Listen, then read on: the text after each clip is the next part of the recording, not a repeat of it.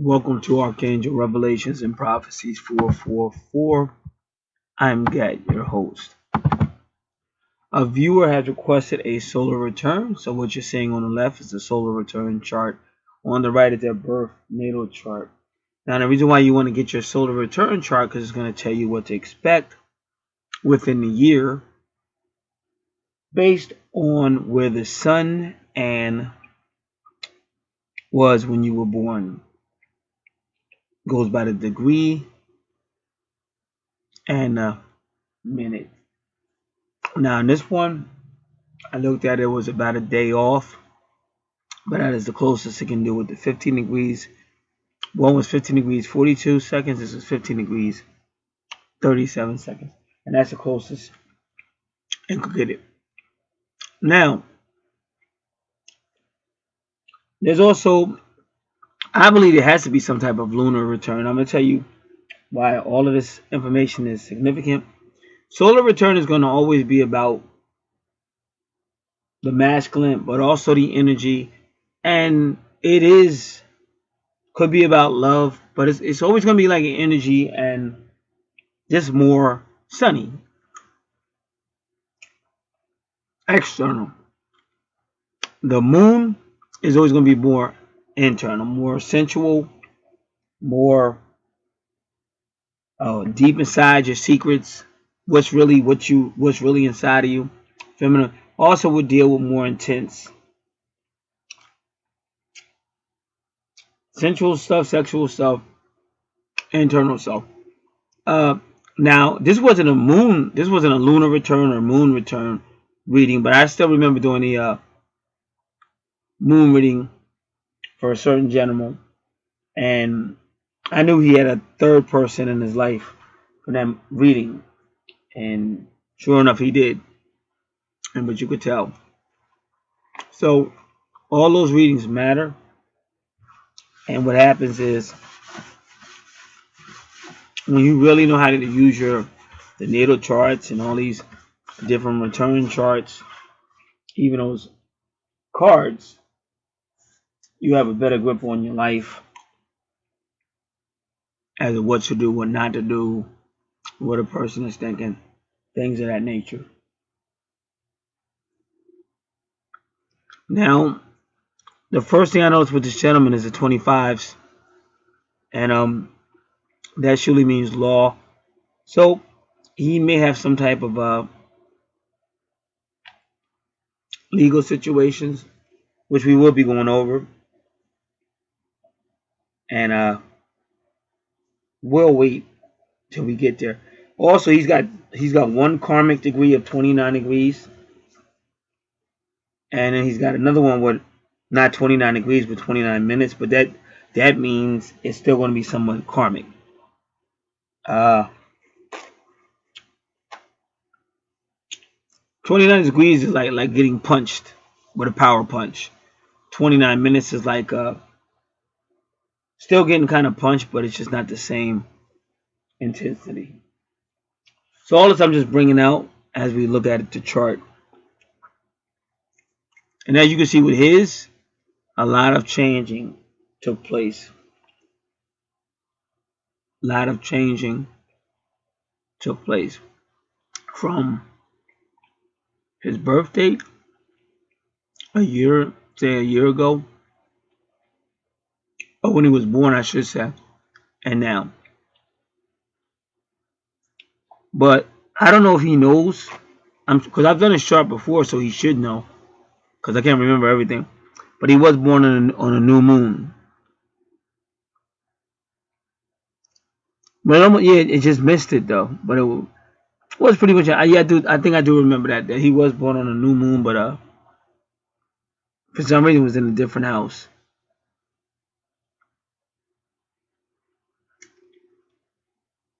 But it was. He had his Juno there, because he still got a lot of 15 degrees and stuff like that. But now this one, this new moon, this was a full straight new moon in Pisces. So that's always new opportunities and things of that nature. But that would have occurred anywhere from the 3rd month of this year all the way to a year from now.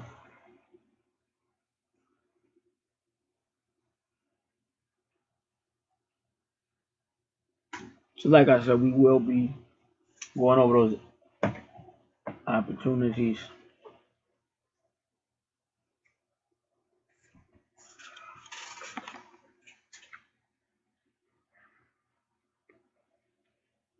All right, so we're going to be looking at this. Most important I want to say before I get started, that Capricorn medium coeli is the 9th house, not the 10th house. But it's interesting because the Capricorn still rules the 10th house. So that is karmic. You see Capricorn and Saturn is karmic. You see a lot of stuff by those numbers. And then you even see Venus within the 10th house. So, and that's where the 125 degrees Lilith is. And also with the twin flame 22 number. So the implications are karmic, law, some type of love. And it reminds me when I did this chart before. And it was just things that needed to be reckoned with and things of that. So you're still seeing, you know, these like just the because usually when it's law, it's something that either has to be reckoned with or something you're going to come across that day. Not that day, but within that time frame. Because remember, seeing Saturn is a lot like standing right before that police officer, standing right before that judge. And then, but if you just see 25 degrees, then that could be law in many different ways. So that's why I said I wanted to explain all that first before. Give me one, just found out.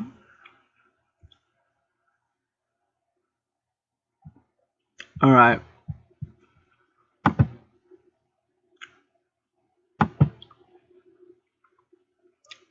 Let me see. Give me one moment. Also, I have 2 charts of female lawyers. And this thing, all this stuff comes in batches. That's what I try to tell you. It's how the universe works. So that was something as well.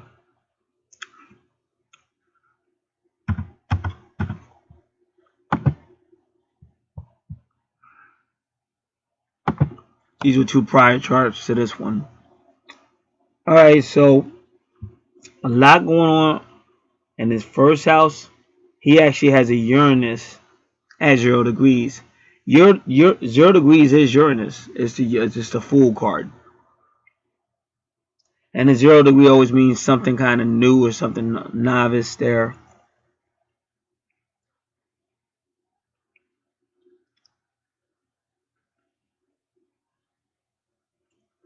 Taurus, the bull, represents finances, sensuality, possessions.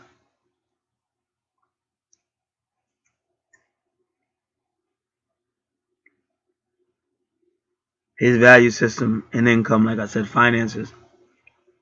So now Uranus is 0 degrees 1 minute. That's like the Fool card, but also the Magician card, which is Gemini energy. And then he does have Gemini in his first house. So there may he will be talking about money during this time period. But the good news is, but that's what that 29 is too. The good news is if you go opposite his second house with Gemini, you have just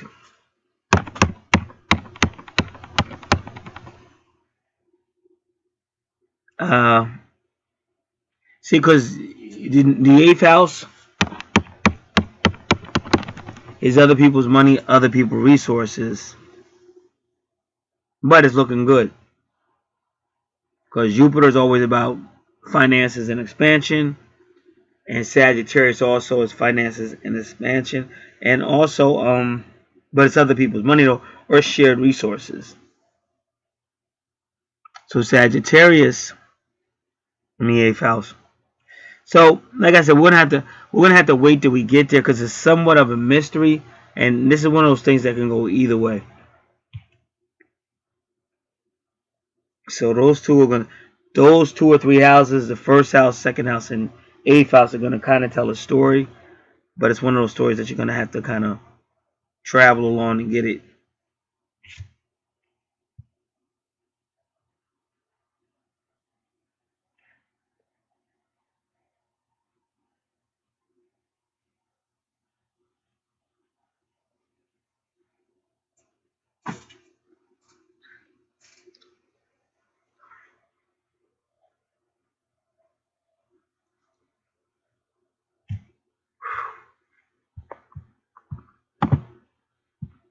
So we're gonna take a look at Uranus. We're gonna look at Gemini in the second house.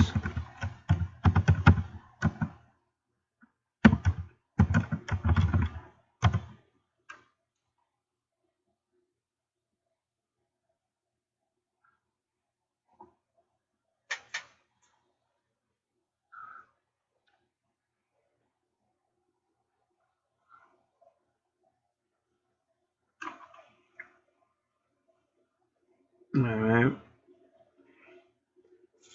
Just have to excuse me, guys. I think it's pretty much the internet. I really don't know what it is, but it's just stuff is running real slow.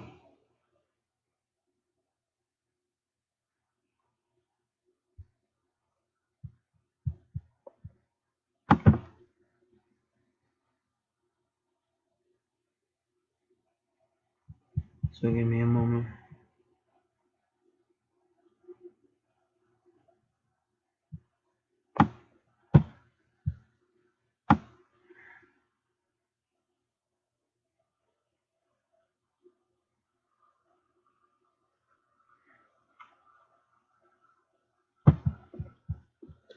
And just warm up as a refresher as we go over this.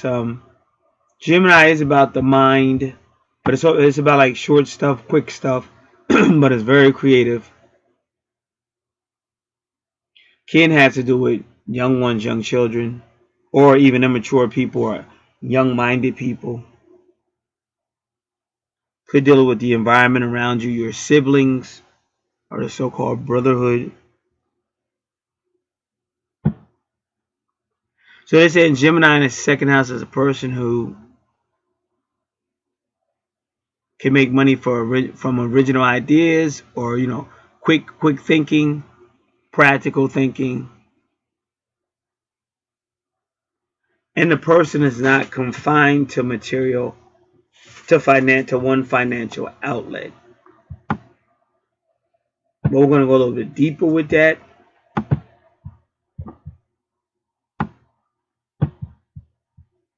And again, it's money made by some form of communication. Oh yeah, because this guy is in communication. So it's some form of communication, but it could also be just somebody with the mouth, just able to do it. But it's just that Uranus is, like I said, this initial reading is not going to be easy because Uranus can upset, devastate, come out of nowhere, just be shocking, and it could mean that. It could mean that. Uranus is 000. Like I said, it's almost like a new beginning or a new start. But that 01 is the magician, so he can make shit come out of nowhere. He can get a response with stuff that really came out of nowhere. It could be like, let's just say this guy's. I'm just making everything up. Let's just say this guy's in talk radio, so it might be other stations talking about the same event, but somehow this guy would come in and say something. All of a sudden, everybody's listening to him. And the other guys are going, well, we're talking about the same thing. How come he got such a response? Like when you see a rapper, and then they'll be like, all these so-called gangster rappers came out. But it's one gangster rapper. Everybody wants to listen to him, wants to buy his stuff and stuff. So it's stuff like that because it comes out of nowhere. Take somebody like 50 Cent. like 50 Cent really blew up almost out of nowhere. But he was known. He was known. He was making his music and stuff like that. But then he had that situation. He got signed with Interscope, and then that situation with the getting shot or whatever. And then from then on, it's like he was a man. And then from then on, it was like everything he said was like, oh, 50, 50, 50. And I remember it's like every rapper that was out there, it was amazing because it was only two rappers that everybody was talking about, Eminem and 50 Cent. And the funny thing it was that Eminem had helped 50's career. So they were all together, but they were two different people, two different stories. One in New York, one in Detroit. Uh, and the way it blew up was unbelievable. And they were both affiliated in one way or another with Interscope Records. So it was like that Uranus, like he came out of nowhere, and then he just had hit after hit after hit. It's your birthday. I don't know if that was in the club, but that's what that was called. Then he had Wankster, and then what's up, gangsta, and then Mini Man. Like everything he did, like he just came out of nowhere, and it was just strange because Eminem already made you think of Pac. The way Eminem used to rhyme a lot of times reminded me of Pac. And then when 50 came out, he had like a different type of Pac. He like Pac, but he was like a different type of Pac that would air you out, like quick, with handguns or whatever. So it was like almost revisiting Pac to a certain degree, but just different because you were back with the lyrics, and Pac was definitely with the lyrics, and but it was just different. But it came out of nowhere. That's what I'm trying to tell you. That's what this is.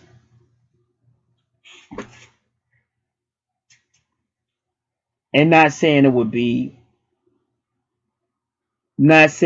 unbelievably beneficial for him, but it's the eighth house. It looks like he's gonna be able to get other people to support him because of that. Like I said, his eighth house is like Interscope to 50 Cent. Because that's big money. That's big money, and it's going to be extended. So it is a blessing. But let me still read a little bit more about this second house, Gemini in the second house.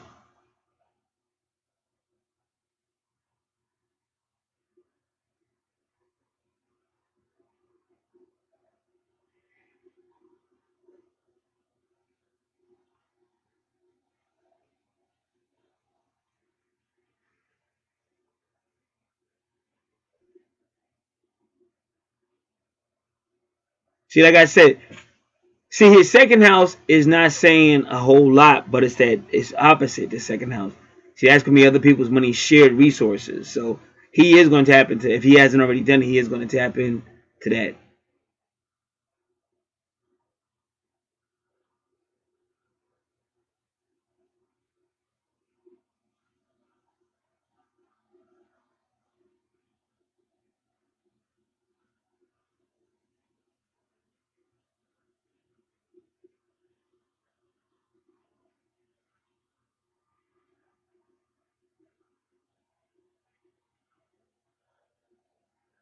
See, they saying it right here. They say a lot of times Gemini is just real good. Gemini in his second house is good with linking old things like family heirlooms and possessions. But like I said, that's what the other side is. It's other people's resources or share resources.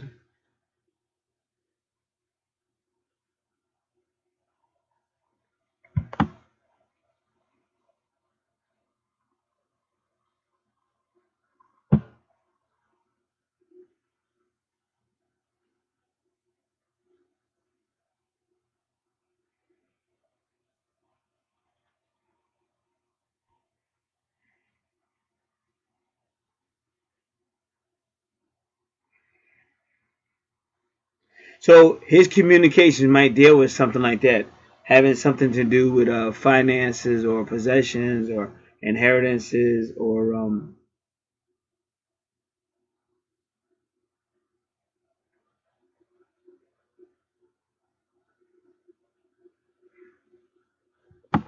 anything like that.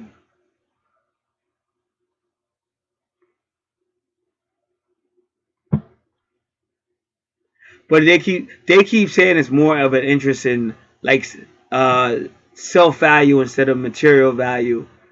But whatever happens, whatever he's doing, it's going to connect to shared resources and or other people's money. And that's what I'm saying. That's what 50 Cent was. Because he was just that dude. Like 50, like I said, and plus he wasn't just Pac. He was like a battle gangster rapper, and that's why Eminem liked him, because Eminem had came up being a battle rapper. And you heard 50, because 50 was just saying crazy ass shit, like the stuff he was saying. Like, I mean, this before, because I was never big on G Unit too much, but the stuff 50 was saying, like by himself or whatever, it was just crazy stuff back then. And I know I used to watch him, and you just liked him, like he was just very aggressive, and and then like when I first heard "I'll Rob You," which is a classic to this day. I had just had a situation. I was at a barbecue and somebody kind of tested me, and I was like, but I was changing, so I didn't respond because I was like, I'm not gonna let this dude pull me into nothing, because I was changing. And I remember getting in my car coming home and hearing 50's "I'll Rob You." I said, man, that's a who is that? That's a hit song. So it was stuff like that that made Eminem say this dude is like, he's a lot like me, but on a different level. But we both be talking crazy and saying crazy stuff. And so what I'm saying, he got that support from him. But that see, y'all gotta understand, when you say shared resources, again, that's like a partnership. But y'all might not be all out partners, but they did, because they were touring together, and it got to the point you couldn't hear them talking about M without mentioning 50, and you couldn't hear them talking about 50 without them mentioning M, even though they weren't always together all the time. That's why when 50 really came out, him and them ain't do no songs together. Like they used him in a video, like a cameo in the video, but you didn't see them two. Not when he first came out, because none of 50 Cent's big music got him in it, and that was brilliant too. Just like Biggie's Biggie's first Biggie's first LP or whatever, he ain't have nobody on it but Meth. He ain't have no rappers on it, nothing. He did that all by himself. That's just sheer brilliance. Like, these are people that are thinking so far ahead that they're like decades ahead. And that's what this gentleman has with that Gemini. Because Gemini can really think and plan and do shit. So it's by doing stuff like that he taps into shared resources or other people's money. And that's what I'm saying. That's 50 in M, and that's 50 in Interscope. And whenever you got Jupiter and Sagittarius together, that's money. That's big time. However it's done.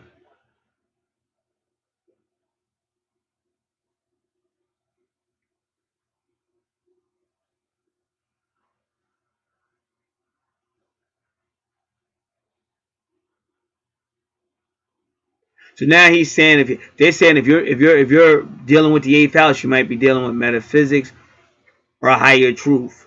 And the reason why they're going higher truth, because they already know Sagittarius is in that house. Because when you're talking about truth and all that, you're talking about Sagittarius. But we still got to study that house as well.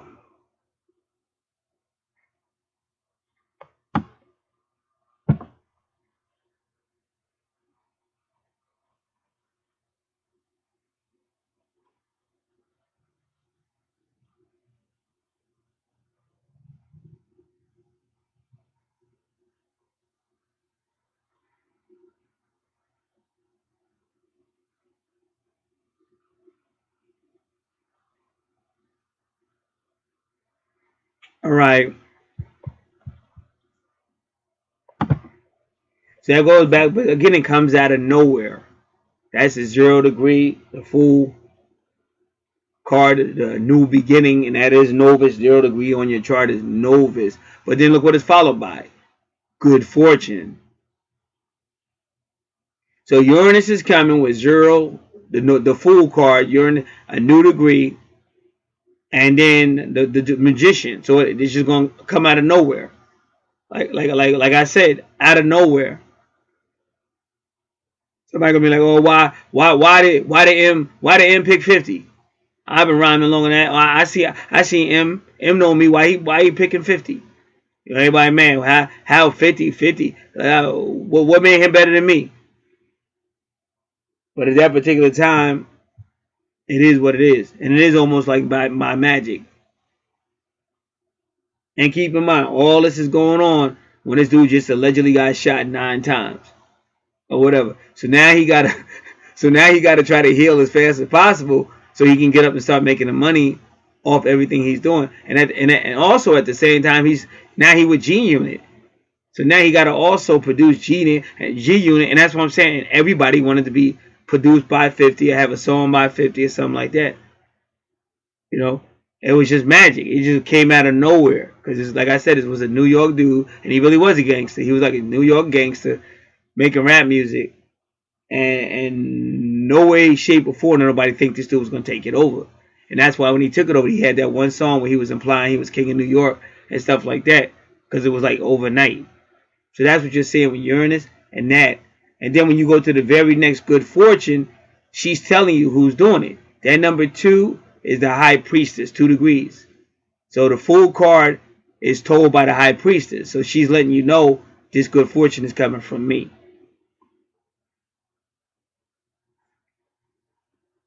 So good, that's exactly the part of fortune, good fortune. That's what it means. So just give me a moment because I'm gonna actually type in part of fortune conjunct Uranus.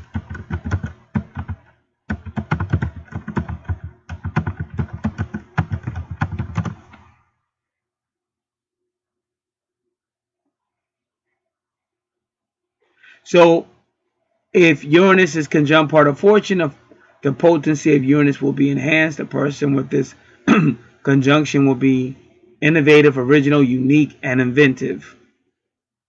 And they don't even know this is in Gemini because Gemini was already going to be there. Like I said, he just can't fail. And I'm going to say it again. That's how 50 did it. When he came out, then people want to, they like bottled water, something they did with 50, some type of drink. They wanted to sign, like he couldn't fail. Like he honestly couldn't fail. Like if you was another rapper that came up with 50 at that time, you would be one mad. You might come out going, yeah, I'm happy for him, but inside you mad at I don't know what because he couldn't fail. And you also got to understand Jay was running the game.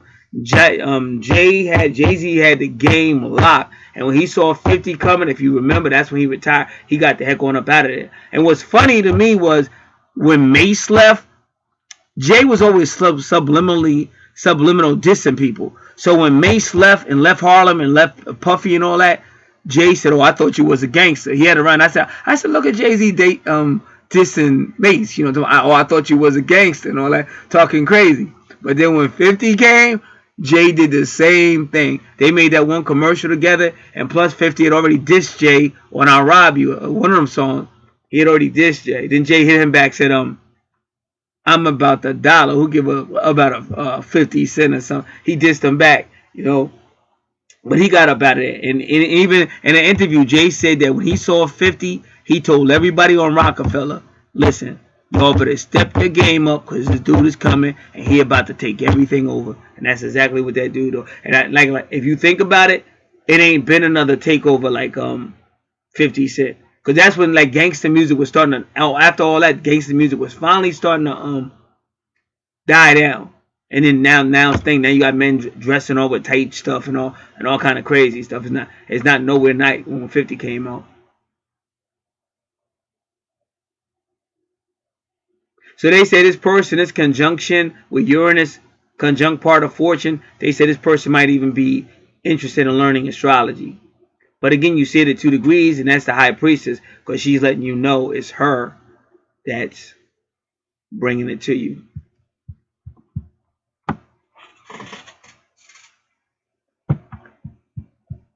It's her that's blessing you. And then when 50 came out, who you talk about? His grandmother. Like he couldn't have did it without her. And when 50 came, and when Tupac came out, who you talking about? His mother. And when 50, when Tupac knew it was time to die, he gave you Hail Mary. See, these are people that know the Divine Mother. They either really know her or internally they know her by intuition. And that's why they keep talking about her.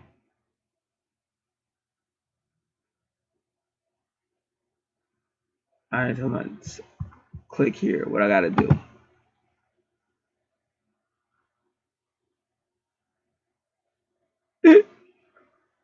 These people tripping. These people tripping. They talking about to be a member of their website, you gotta log in, and they talking about you gotta join up. So I looked at it, and they talk about PayPal auto renewal. I said, well, look at these people. Everybody, you gonna auto renew my money? How you gonna auto renew my money? Talking about join your little website. I like that. I like the way they think though. That was funny. And notice how they came up with when I was talking about 50, because 50 was the ultimate hustler. All right.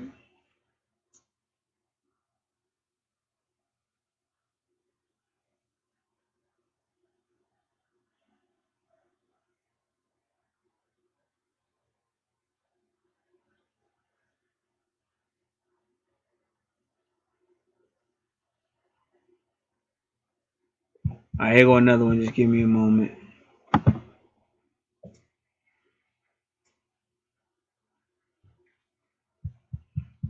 Part of fortune in advanced astrology.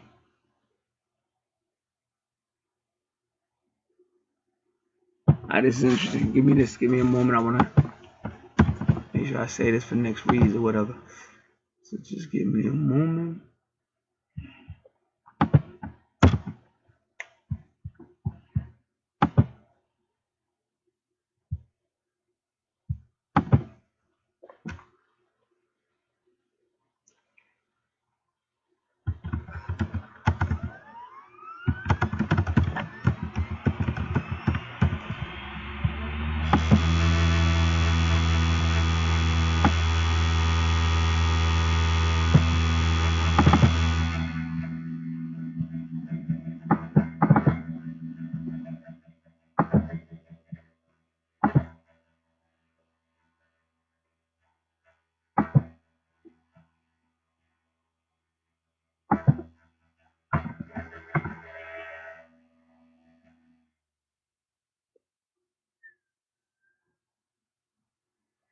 If Uranus is conjunct the part of fortune and potent, or it will be enhanced, the person will be innovative, original. All right, so we read all that.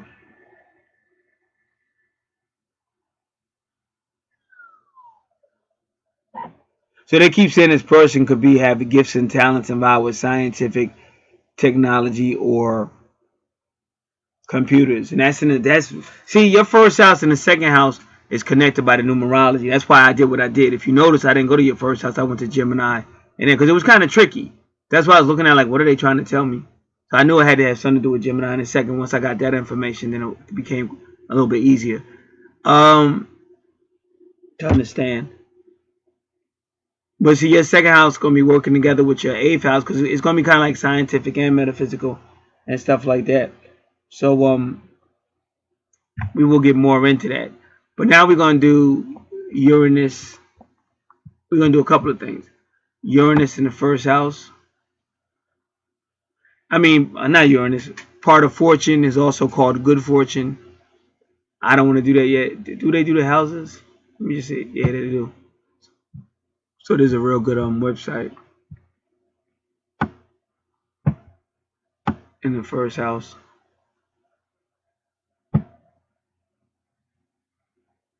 See, as they said, this person was born at or just about a new moon, which you were. New moon personality, strong individual way of meeting life's situations. If he places himself in his unique achievements out where they will be seen, he will have great success, and that's what this is saying, and happiness. This is a person who wants to stand out on his own way. He has a charm and human magnetism of the sign on the ascendant. You can't go wrong with Taurus, man. People just follow Taurus. It's magnetic. Like if let's just say it's a room full of people and they arguing. Oh, we want to do it this way. Well, we want to do it that way. We think this way better. No, I think that way better. Bad. Listen. All right, listen. Let's just compromise. It's getting late. It's getting late. Let's just compromise. We're gonna agree to disagree. Just compromise. So, all right, whatever. And then if tourists walk in and go, "What y'all doing?" Whatever. We just cotton. They'll go over here. Oh, y'all going over here? Well, really, I wanted to go over here because of this or that. And all of a sudden, all those people will agree with the tourists. Because that's the universal law of magnetism. Also, you got to be mindful of Aldebaran too. Aldebaran, because Aldebaran is in Taurus, and Aldebaran was responsible for World War 2.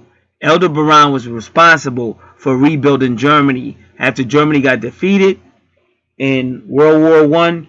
It was Aldebaran that built them back up with high technology. Now, if you hear what I'm saying, remember they had already said you would be working with some type of metaphysics or technology and all that. They already said that before they even knew Taurus was in your first house.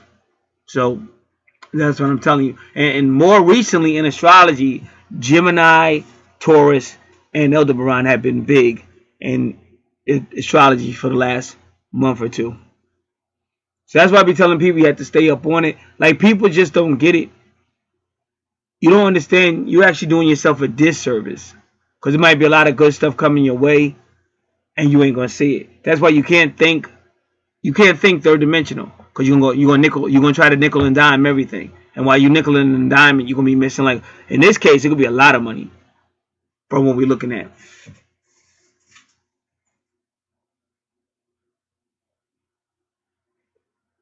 All right, now I want to go up a little bit.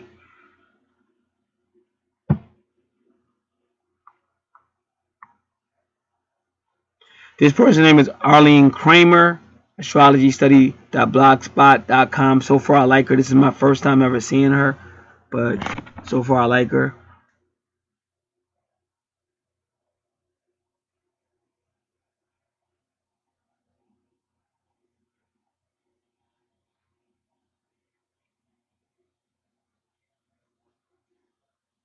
So they say good fortune or part of fortune on your chart is according to, okay, lies in a sign in the house. So that's what we're doing right now.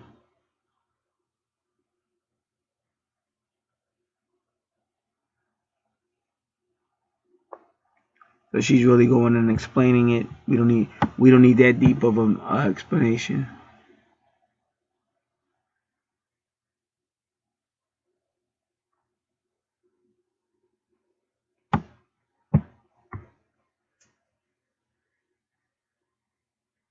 All right, so part of fortune in the first house, like I said, just born after new moon or so. Did we already do this? All right, new moon. Okay, so now we want part of fortune. What else? Let me just see what we want. Yep. And then your part of fortune is conjunct your see, that's feminine again. See, it's 3 degrees. Then that's Empress. That's the Empress, and that's about, that is exactly what it's about. Building, cultivating. Like when you see children in astrology and stuff, that means something new, but building and cultivating, growing. And remember, the number 3 is Gemini, the 3rd house. So this guy's gonna come up with some type of innovative way of doing things or innovative way of thinking, and somebody's gonna see that and tap into it.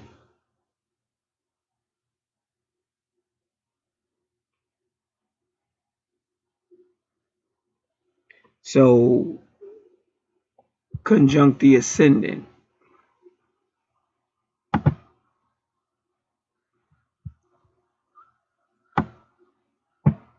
All right, so let's see what that means. Just so you know, the ascendant is how people see you externally. Well, yeah, when it's in the first house, we could say that. But that's your rising sign, which would be Taurus. That's how people see you externally, the public personality.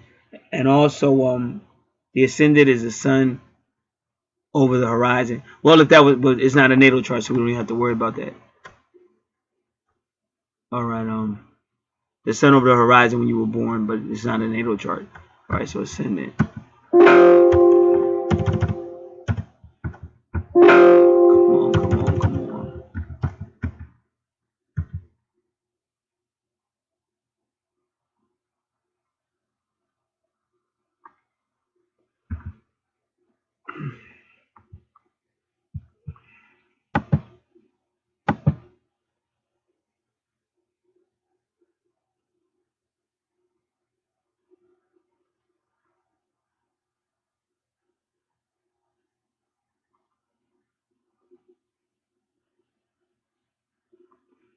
Okay, now she's saying in our investigation, the part of fortune so far, we have seen that the part of fortune is an outgrowth. The part of fortune is an outgrowth of the lunation cycle. in relation to the ascendant of the horoscope.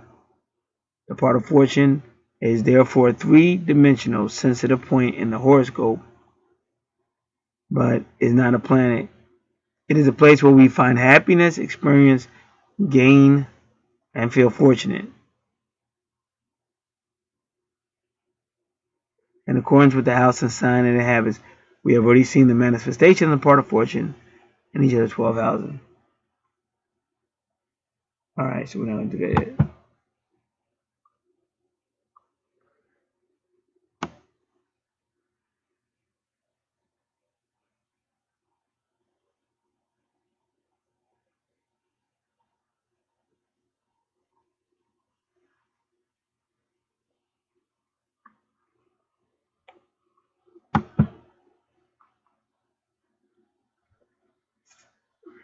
So let's say part of fortune in the first house, and they do mention the ascendant, so we're going to read that again, but it's in the first, they just go in first house.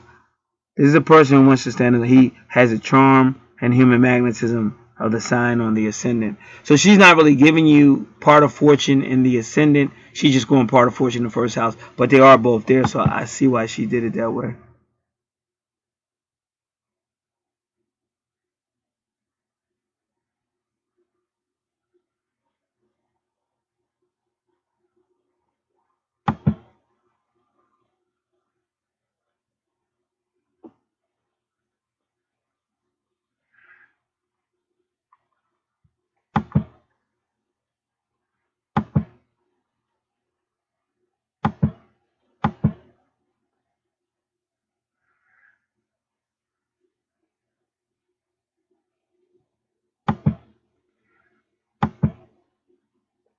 Alright, so let me look at something else.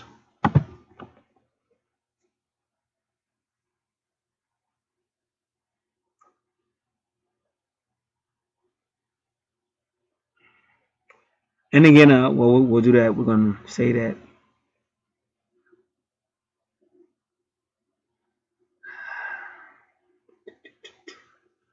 All right, we're ready to say part of fortune in Taurus.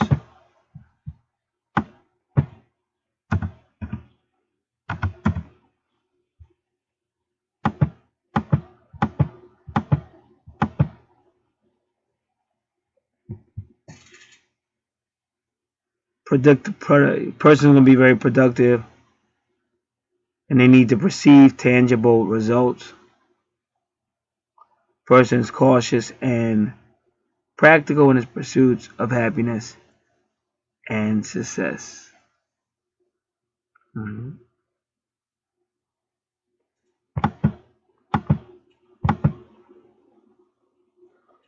I don't get it because down here they're talking way more about it, and I didn't know why she did that. Let's just read this to see what she's talking about. The part of fortune will be the exact amount of degrees and minutes distant from the ascendant as the moon is distant from the sun. So, for example, the moon is 73 degrees. We don't have to read all that. The same example in zodiac terms could have the ascendant at 10 degrees Taurus, the sun is 0 degrees Gemini, moon at 13 degrees Leo. Because the ascendant is 10 degrees Taurus, the part of it. Alright. She was just using that as an example. I just, I'm kind of rushing through it, so I was just wondering why she was using Taurus up there, but I kind of get it. Alright.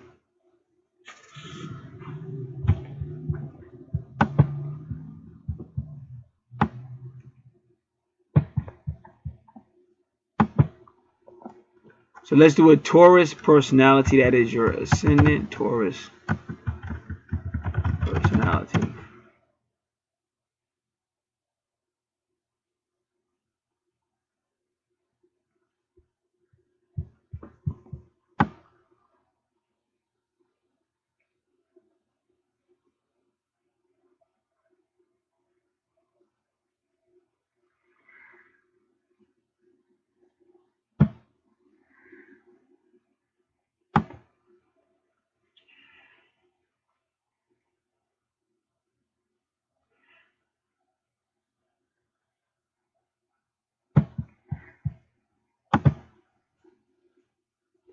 And remember, Tauruses can be real patient as well.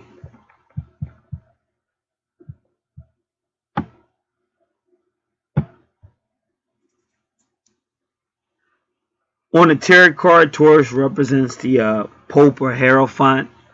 So that you may have a spirituality, even if you don't normally see it, but it's usually there. My brother-in-law is a Taurus, and he doesn't always show it, but every now and then he'll go through little spurts where he'll start calling people and trying to preach to them and stuff. But you don't always see that side of him. Taurus is also connected to the Archangel cards. It would be Archangel Chamuel.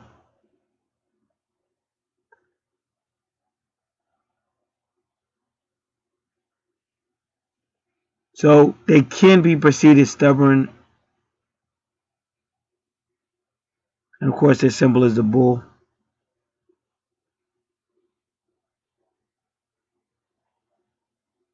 They say Taurus hates the idea of change.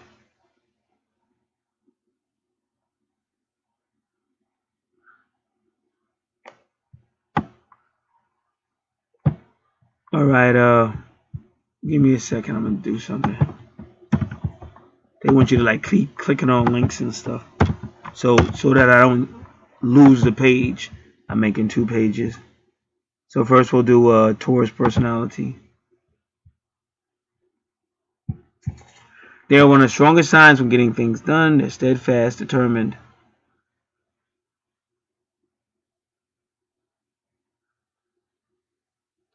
They have a possess a great innate drive to attain whatever is needed, and I see my brother-in-law do that. They can be very stubborn and argumentative, they say, and they can be somewhat materialistic. Because with a Taurus, you're dealing with value of possessions and stuff. So that's why they're saying it could be somewhat materialistic. But with a Taurus, and remember he is like that's his rising sign, of Taurus. But they just because my brother-in-law does the same thing. You know, he kind of he kind of uses all that to make himself feel a certain way. Like within my brother-in-law, I see a lot of insecurities with him, and he represses everything. Like he ain't gonna talk. See, I'm from the East Coast. East Coast, we gonna say what we gonna say. We gonna do what we gonna say, and that's what it is. But he's like a Southern dude, and he ain't gonna talk, but he gonna repress, and just he'll be upset. Won't talk about it. And like when we see that on the East Coast, we call you a bitch. Nigga, you acting like a bitch. That really messed him. Then he real mad. He real mad then, but you know what I'm saying? It's East Coast. I'm not gonna stop being East Coast just because you act a certain way. I'm gonna be me. So you got that going on. But on the worst side though, but see he spent some time in the crazy house because that's what happened when you repress shit. When you don't let it out, and you gonna just hold it and you gonna go out. So he got like a little insecurity, you could tell. And so he'll do all that. He'll get the material stuff and be riding around trying to talk about. He'll talk about that stuff like that makes him more validated or more important than you and shit. And I'd be looking at him like, what you talking about? Like he was driving around in some type of car. I think it was a Lexus or something. And then I had an Asian car too. But he was telling me how his Lexus was better. And I said, yo, but the same people make the same engine for the cars. And he didn't want to accept that. So it just be stuff like that. So gotta be careful with stuff like that. Because like I said, after a while, first off, your possessions don't dictate who you are. You gotta have character and shit like that. That's why you have some dudes that get respect and ain't got shit. And then you got some people that feel like they need the car and tell you who they are and how important they are and shit like that. And then some people don't respect that. So they like good things and all that because they're Venus. And see the Empress number 3, that's Venus is that energy. So they love arts and culture. They might have art collections. They might be artistic. So some of these people might sing. A lot of Tauruses can be like good looking and attractive as well.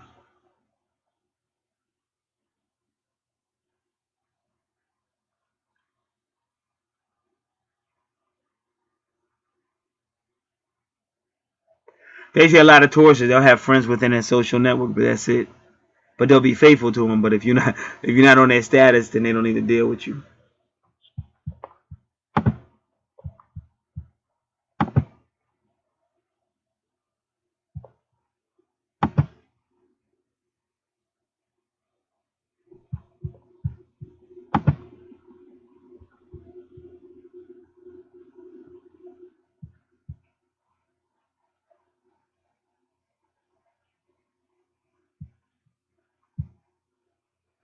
Like I said, it was a lot. It was a lot going on with the family, with them. It kind of separated us, but I thought it was probably for its best, because a lot of stuff had to change. Like even stuff with my neighbors. Um, just people be trying to tap into your energy.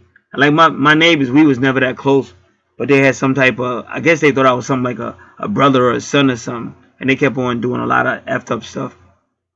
For whatever reason, maybe to get some attention. You'll never know why people do the crazy things they do. But all I had to get shut down.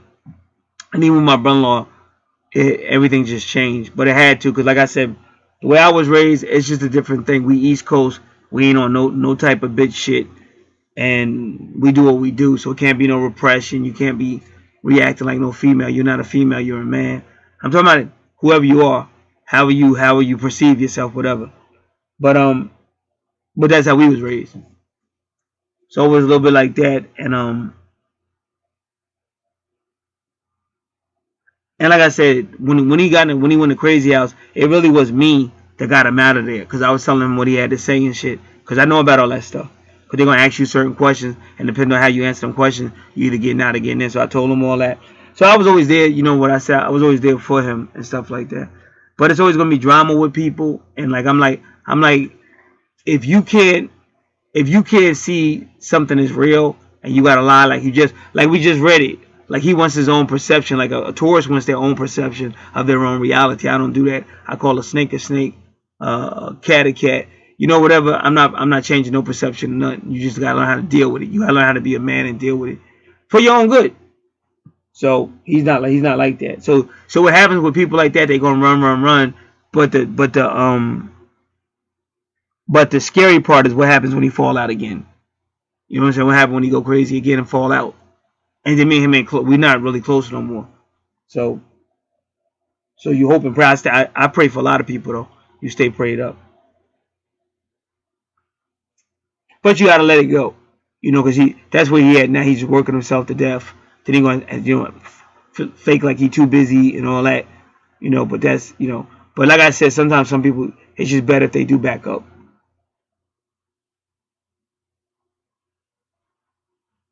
because he just was in the midst of a lot of drama. Not really his fault, but he married into it. Like he married into a lot of drama.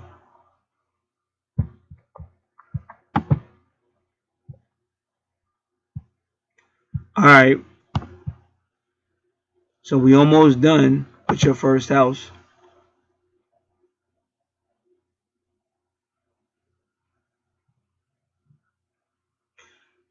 So your Mars is 13 degrees, but see that's Mars, and the 13 degrees is the death card, Scorpio energy. But Mars used to rule Scorpio, but see now it gets real watery,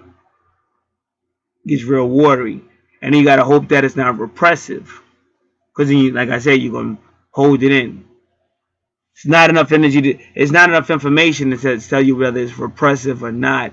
But but it is watery, and it is Scorpio, and Scorpio can deal with all that repression, keeping secrets, and watery, and obsessive, and stalking, and drama, and power fights, and diva fits, and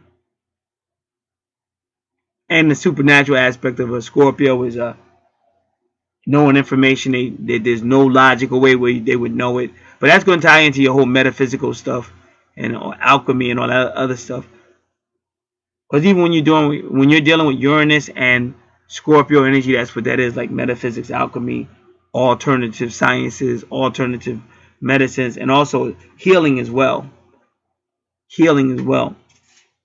So you got all that going on, but you want to understand what the death card is.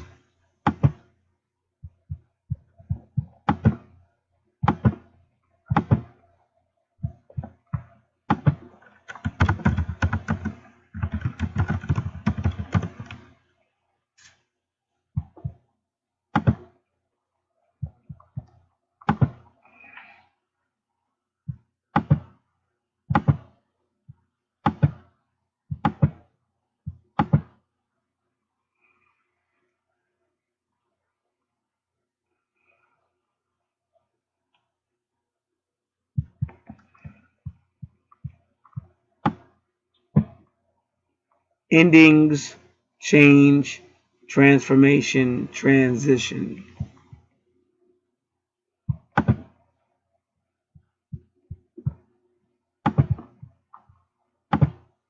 So that'll be going on with that 13. So now finally Mars in Taurus.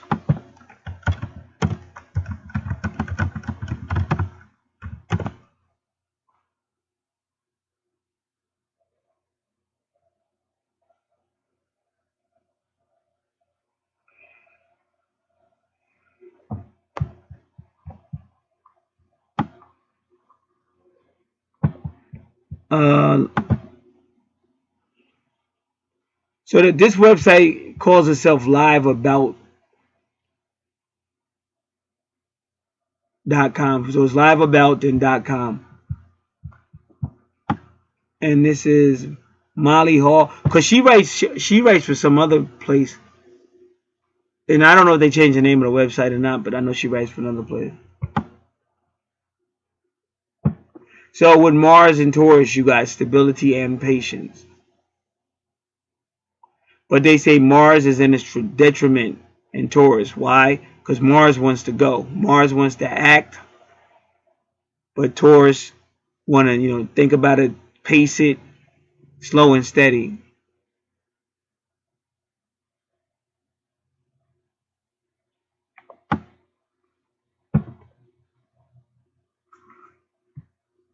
So they have staying power.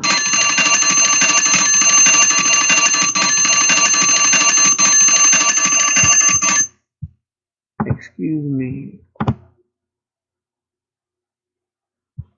Like depending on your title, they really f with me on one channel. Because if they don't like the title of your video, they really f with it. And they used to try not to let it go out at all, but I put that work in. I let them know you're not gonna play with me like that. So what they do, they make it'd be like a video that should have loaded like in 30 minutes. It'd be 3-4 hours later, and it don't be loaded. And I remember one time they did that, and I had to go to bed. Then when I woke up, they never loaded. I was pissed off, and it was kind of like a longer video. But they just doing it to f with you. They just mess with your titles and stuff. All right, so that's why I got the alarm. Want to keep checking on it to make sure.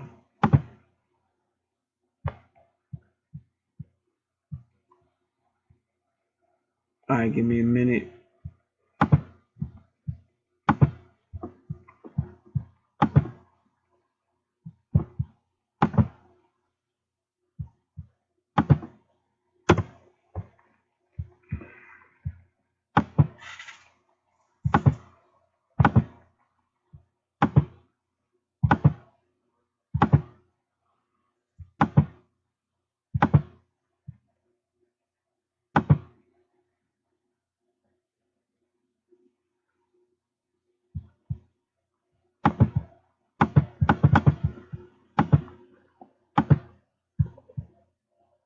All right.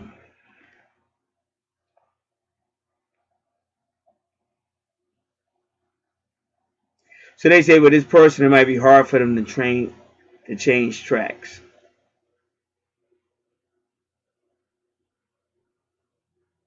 Even if the track you're on is causing trouble, you won't be able to change.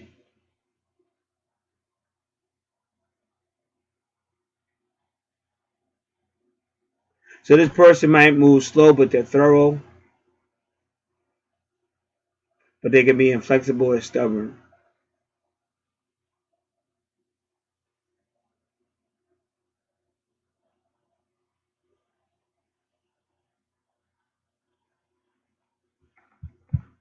But like I said, if you were looking for like a good worker that's going to hang in there and be dependable and show and work long hours and stuff like that and do a great job, probably it would be the Taurus.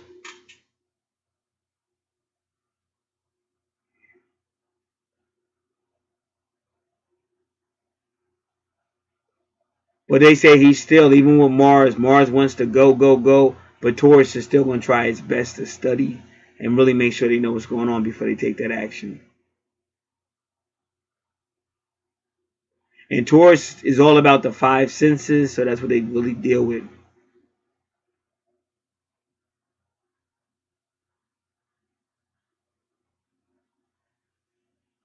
So they say Taurus can also resist manipulation. So they become the voice of reason among their peers. So Tauruses love massages, natural oils, and again they love the senses, so they love the smell,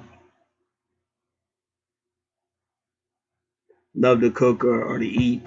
So they love the smell of the kitchen, love the bedroom, very sensual. They say Mars and Taurus is supreme sensuality.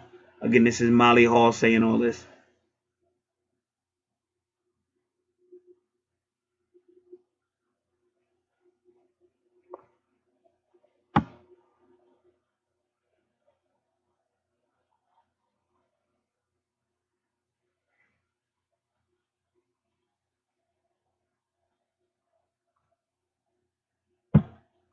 So they're saying his Mars is uniquely a kind of Venus, and that's because Venus rules Taurus. So he's gonna have both the potential of Venus and Mars.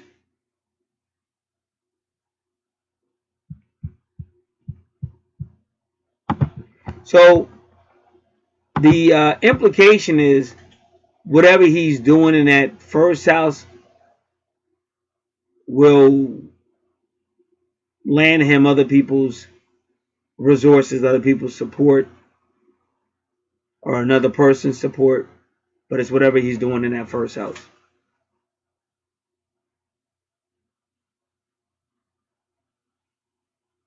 All right, now we're not gonna deal with Mars.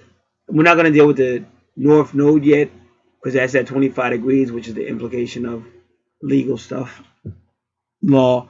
We're not gonna deal with that yet. But we will say this. Yeah, we will deal with it a little bit. It is dealing with the fourth. Cancer still rules the fourth house.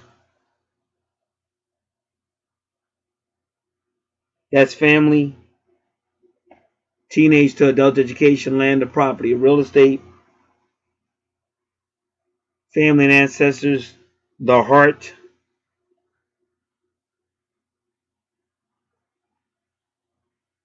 and health, vehicle and travel. And the third house is about siblings, your environment, and it is like short distance travel. And it also the Imom Kweli, which is the mother.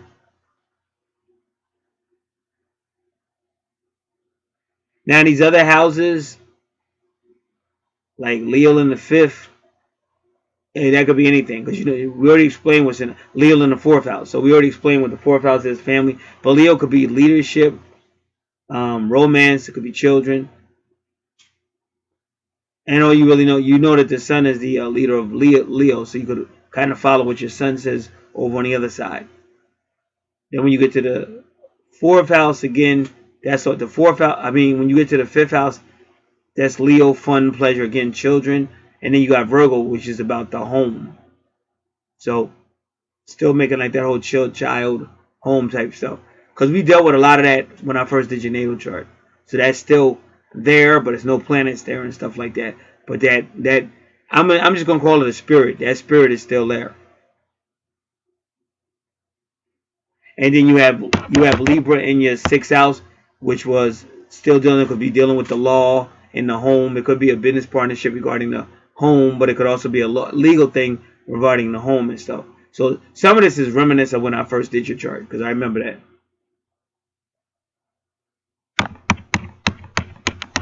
Now your seventh house again, business partnerships, relationships, stuff like that. But it's Scorpio, so you're still gonna be having those tones about power struggle. Everything that we talked about in your first house, which is more like you, I am. Now in your second house, it'll be like your relationship and we are, but it has that Scorpio power struggle, watery emotions, and maybe extreme emotions, and all that psychic stuff going on, and because Scorpio is all about death and rebirth. So that's when you got that 13 Mars, because it's the death card, death and rebirth, breaking up, making back up, and all kind of stuff. Now 22, we are now in your eighth house. Now 22 can be considered the twin flame number, but it could also be considered the a second stage, because the major arcana cards go from 0 to 21. 21 is the final card in the major arcana. It's the world card. It would be Saturn. It would be karmic, a karmic card, and it's also about endings. But then it goes 0 to 21, and then 22 is like a restart. That's why I said it's death and rebirth.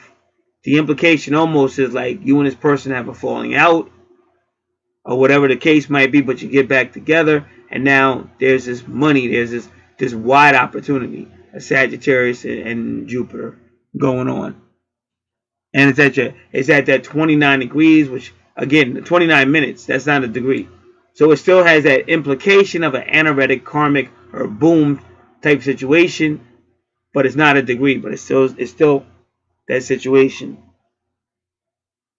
because maybe it may take a separation or something that causes this person to start sharing their resources or giving you greater access or the ability to share the resources. But it had to be that boom event. Like I said, I keep talking about my neighbors, and recently, same event. For some reason, about 7 years ago or so, my neighbors began to just try to play white supremacy mind games on me. Now, these are two black women, known them all my life. The mother, she was there when I was born.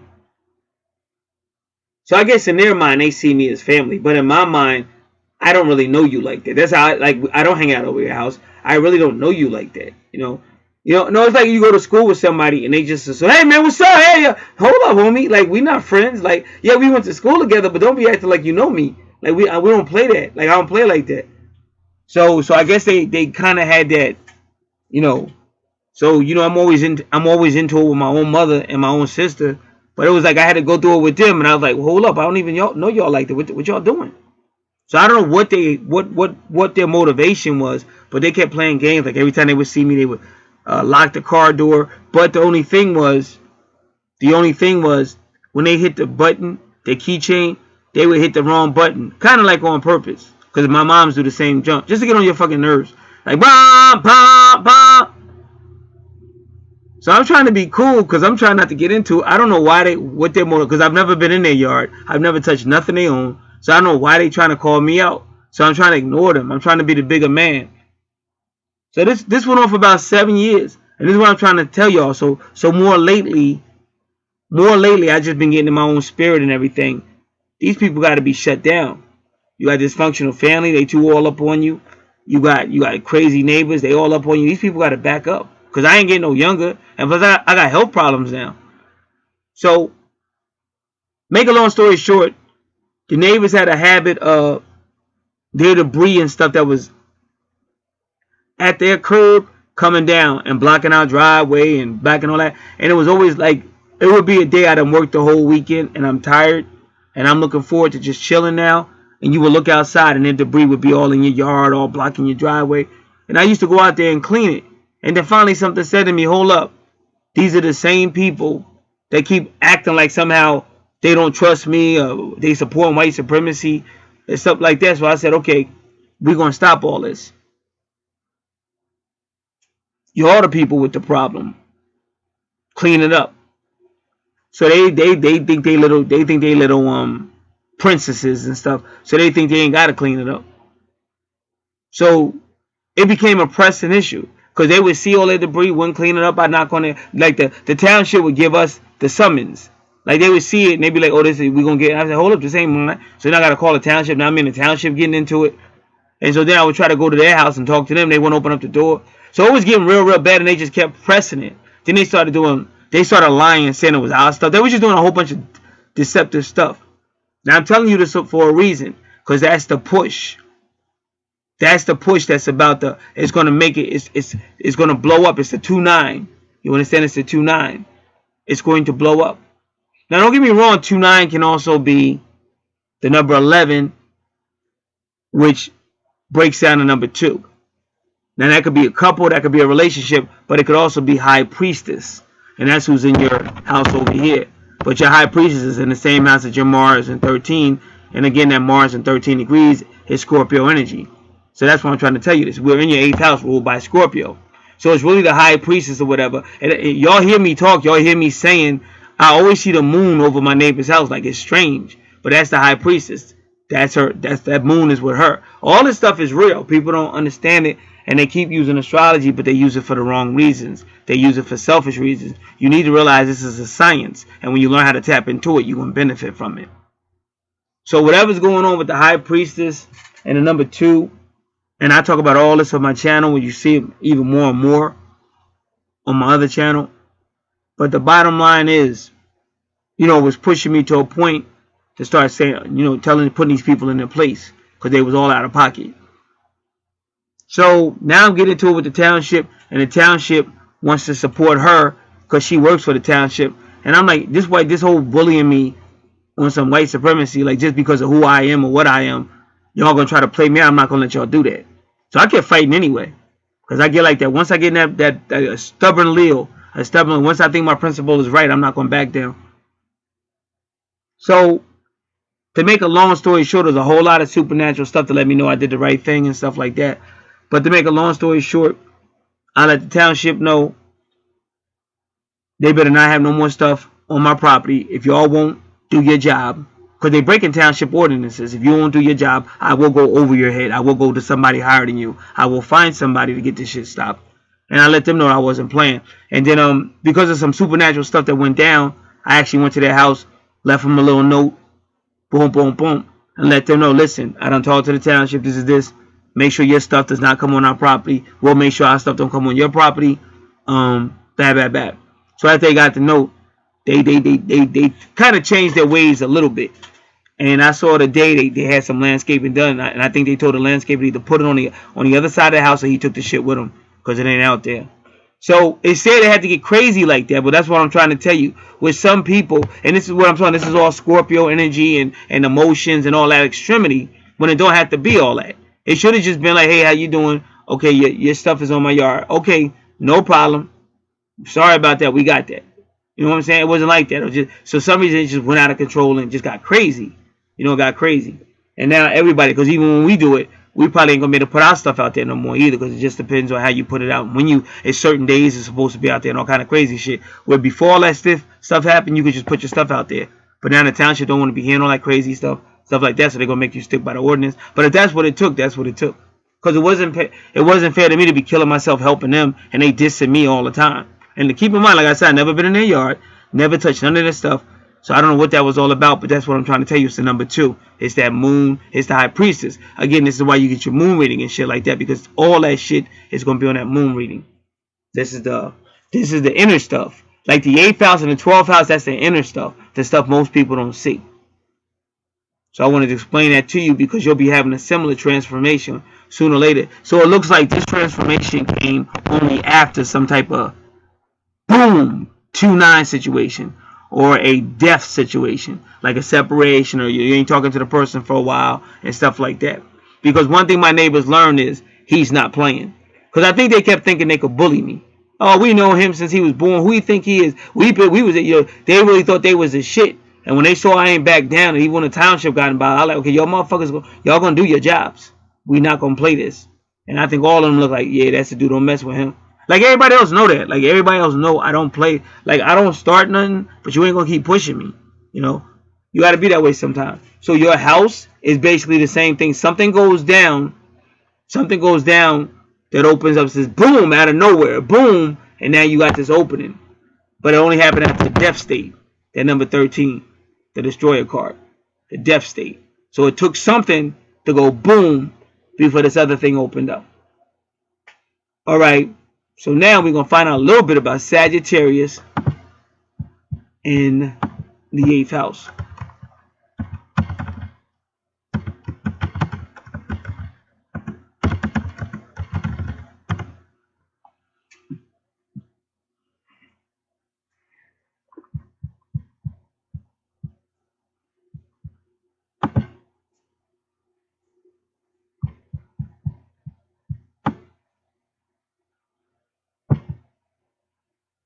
All right, give me a moment. I don't know what this is. I don't want that.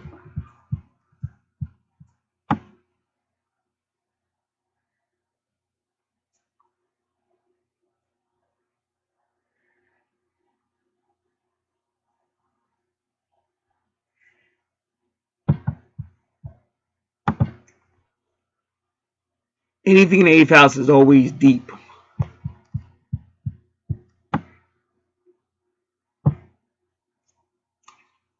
See, like I said, I don't know what your beliefs are, but you have to understand there is a battle between light and darkness. And bottom line, the darkness is always trying to, if it can get inside your head, it could take you over. That's why you got to watch what you believe. You can't be letting people play you out like that and stuff like that. Because I got, my beliefs are like strong. As far as somebody trying to force you to believe something, it's based on principles. You know what I'm saying? So we're not gonna let somebody bully us and make us believe anything. We're gonna believe whatever we believe based on principle. So that's really what that was. That was like a battle with darkness to try to force you to, oh, I better be quiet, or they're gonna get me, like a typical scared black person. These women, I better be quiet. Oh, they gonna come get me. You can't worry about that. And each person, I ain't telling everybody you gotta believe, do what I do, but this is what I've been doing my whole time since I've been here. So Sagittarius in the 8th house, Sagittarius on the 8th house cusp. So it is all about the human psyche, and I just told you. So you seek knowledge and wisdom by going deep, very deep, because you're trying to learn what other people are passionate about and why. Very strategic person. So you want to learn about how people feel about their food, money, home, sexual identity. So this person, I'm not saying he's doing it, but this person may use that information in order to use it against them if you need to, or to manipulate. Because remember, Scorpio can be very manipulative, but that could also be the person you're dealing with. That's what I keep trying to tell you. That's what they were trying to do with me.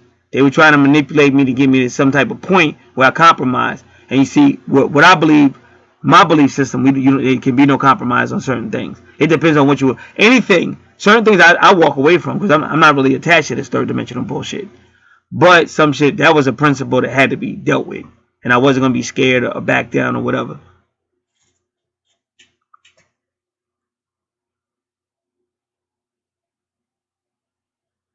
So what they're saying, a gift of manipulation, if that's what it takes. But see, manipulation is so many different things. Sometimes getting whatever support, that could be called advertising. That could be called pitching a business plan. Because we're also going by your first house. Or it could be manipulation, or it could be somebody manipulating you, or the same thing.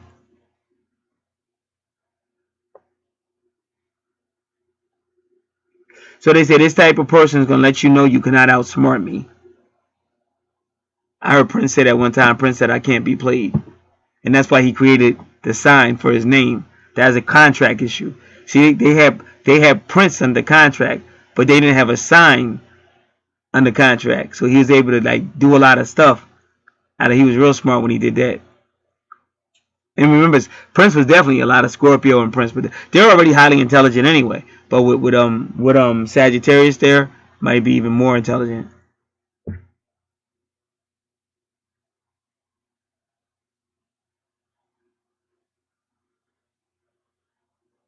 So they say this person may try to use their intellectual superiority to protect themselves from being vulnerable, and to protect themselves from being controlled or manipulated by others in finance, material, physical, or sexual ways.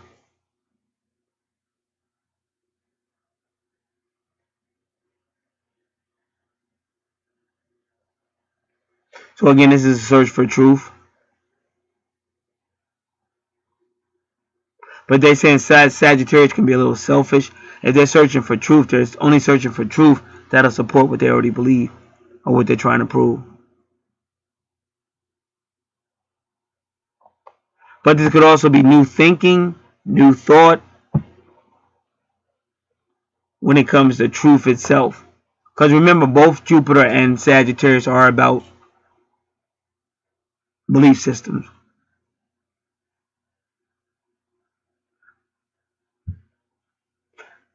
And it says, and the Sagittarian with the rulership of Jupiter can be very instrumental in adapting truth to the current trends of mankind. So that's why I said about 50. Like when 50 came out, he took everything to a whole another level. And that's what that was crazy about, because you already had M. M had already shocked the world. Eminem had already locked everything down. It was already a done deal. Then out of nowhere, he selects 50 to kind of like be like whatever, like his vehicle or whatever. And then 50 just freaking nailed it like no other.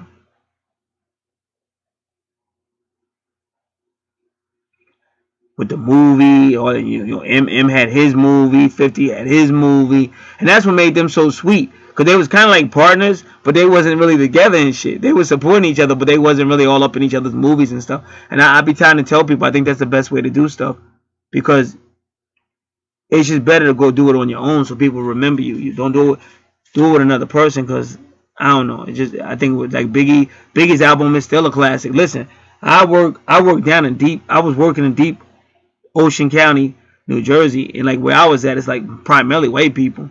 And I was coming back from my job or whatever, and I heard somebody pull up on me on the side of the car with playing Biggie, and I turned to, it was like a white boy.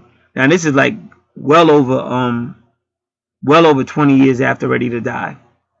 So that just shows it's a classic. Just like if you might pull up in their area and they playing on rock and roll music that's 30, 40, close to 50 years old, but they still playing it. That's how you know it's a classic.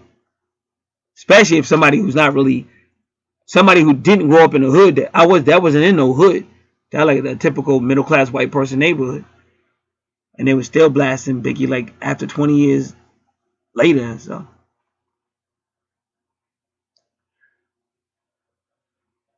So Sagittarius likes to investigate. So again, being in the 8th house is going to be about that as well too.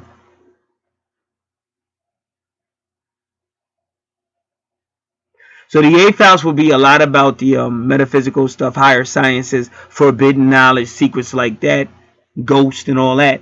And then the 12th house will be more like spiritual, inspirational about values.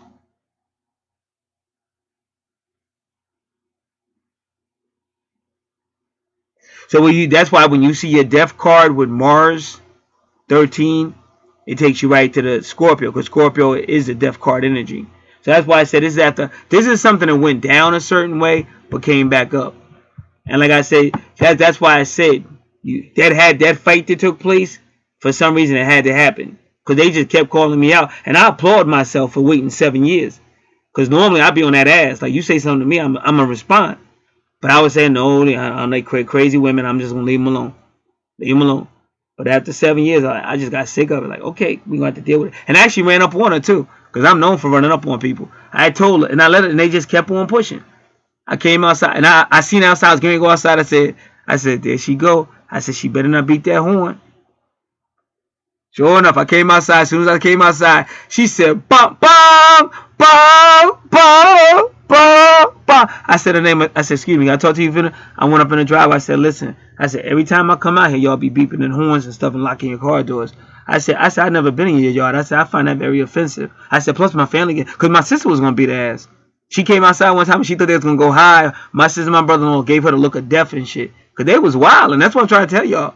They was wilding over there. I don't know what that was about, but the darn show was like a form of transformation. Because I think our neighborhood ain't never going to be the same after that shit. It was on like the Hatfields and the McCoys and shit. So that's that Mars energy. The reason why I'm telling you that, because I can see it on your chart. Not saying it's the same way though, but it's going to be transformation. But there's going to be some type of a Mars situation and all kind of stuff. But that's why I'm going to tell y'all again. Try to do it astrology's way. If you in any type of relationship and stuff like that, that's why you need these type of readings, because all them type of readings going to tell you different type of shit. You're not going to catch the same shit. Like all that that darker stuff, that Scorpio stuff and all that, that's some type of moon reading.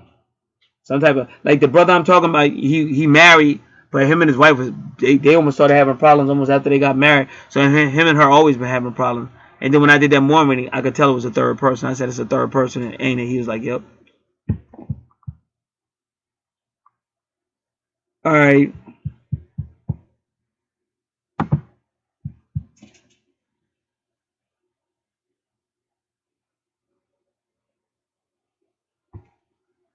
All right. I'm gonna put this on pause. I'll be back.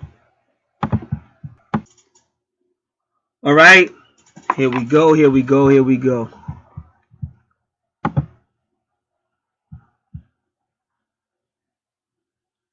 So now we're going to jump into your 12th house. That's interesting. Aries in the 12th.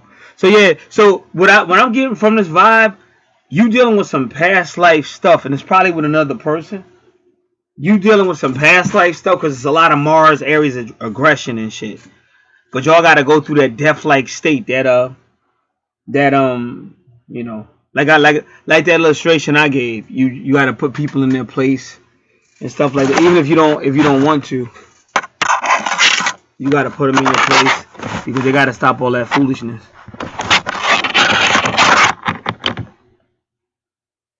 And that's why I say we just live in a time when they really try their best to you know, make you bow down, do the race or whatever you perceive yourself as. They try to make you bow down to it. Like if I say I'm a man, and they're gonna try to play, no, you're not. You a boy. And I see it too much. And like some people don't catch it, but I know it for a fact. And there's a reason for everything that's done. So whatever it is between you and this person, that's really what that is. That's really what that. And even if you look at your 29, it's gonna take you right into your 12th house. But because of the way your chart is, this is why I'm doing it that way. This way. With your 12th house, we're gonna look at it. Let's just look. Let's look at Aries in the 12th house. Oh yeah, I'm gotta see it. Is that video uploaded yet? See, it still ain't uploaded. Now they talking about 20 more minutes. This thing been going. This thing been going literally. This thing been loading. It's only like an hour video. This thing been loading for like 7 hours, like 6-7 hours. And first it said 20 minutes.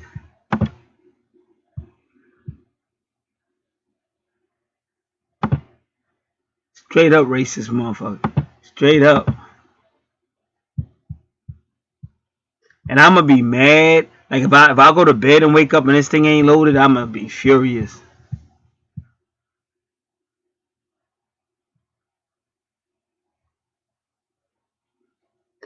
Give me a minute.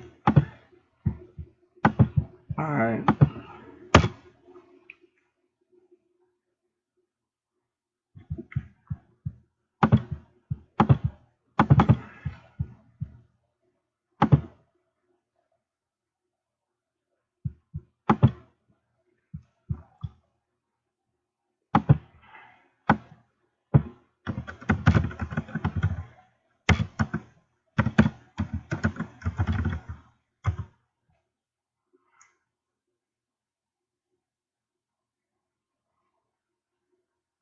See that's why I said that's what they said. Your inner self is very aggressive. See, that ain't good.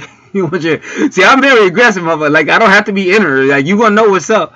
I don't play that inner shit. I'm not with the inner stuff because people gonna play you out because they think they can get away with it. And that's why I told you 7 years they played me out. And I only let them get. If that had been anybody else, I would have been on that. Because it was neighbors. The lady was there when I was born and all that. You know, I was like kind of like family. I don't know them like that. We ain't close like you, but I known them my whole life.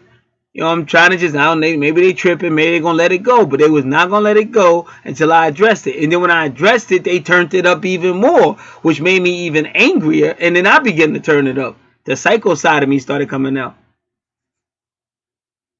And that I knew what I had to do. I had to let them know and anybody that was coming with them that I'm not backing down. We gonna stop playing this game. And then when it got to that intense point that God wanted to be, and you could say the high priestess, when it got to that 10 point where it had to get, that's when all of a sudden things kind of changed. And then they finally started backing down. But it took all that.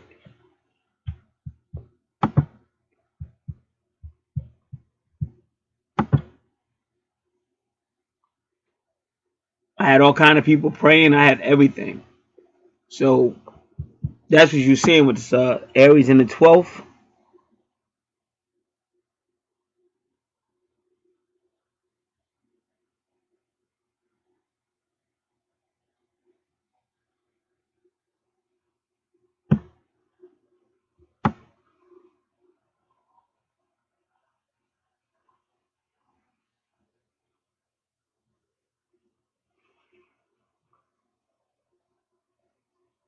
Alright, let's try it again.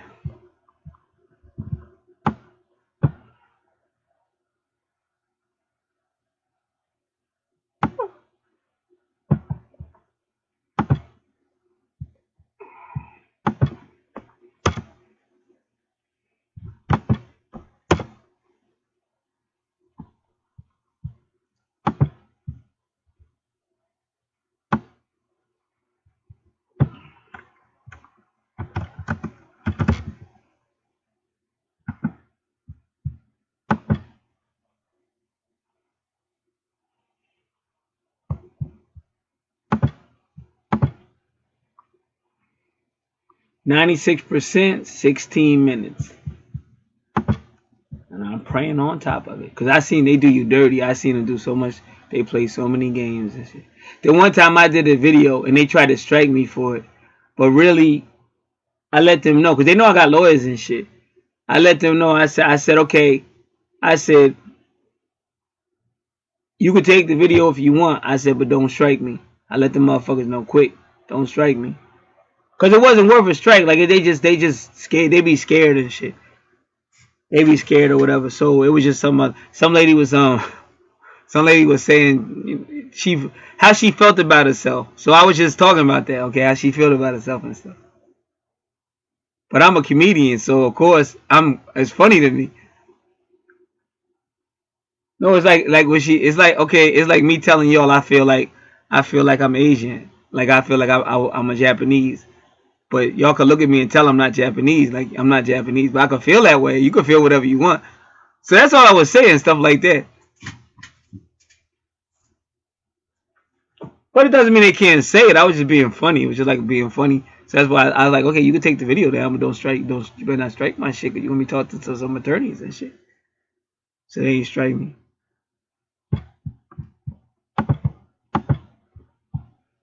All right.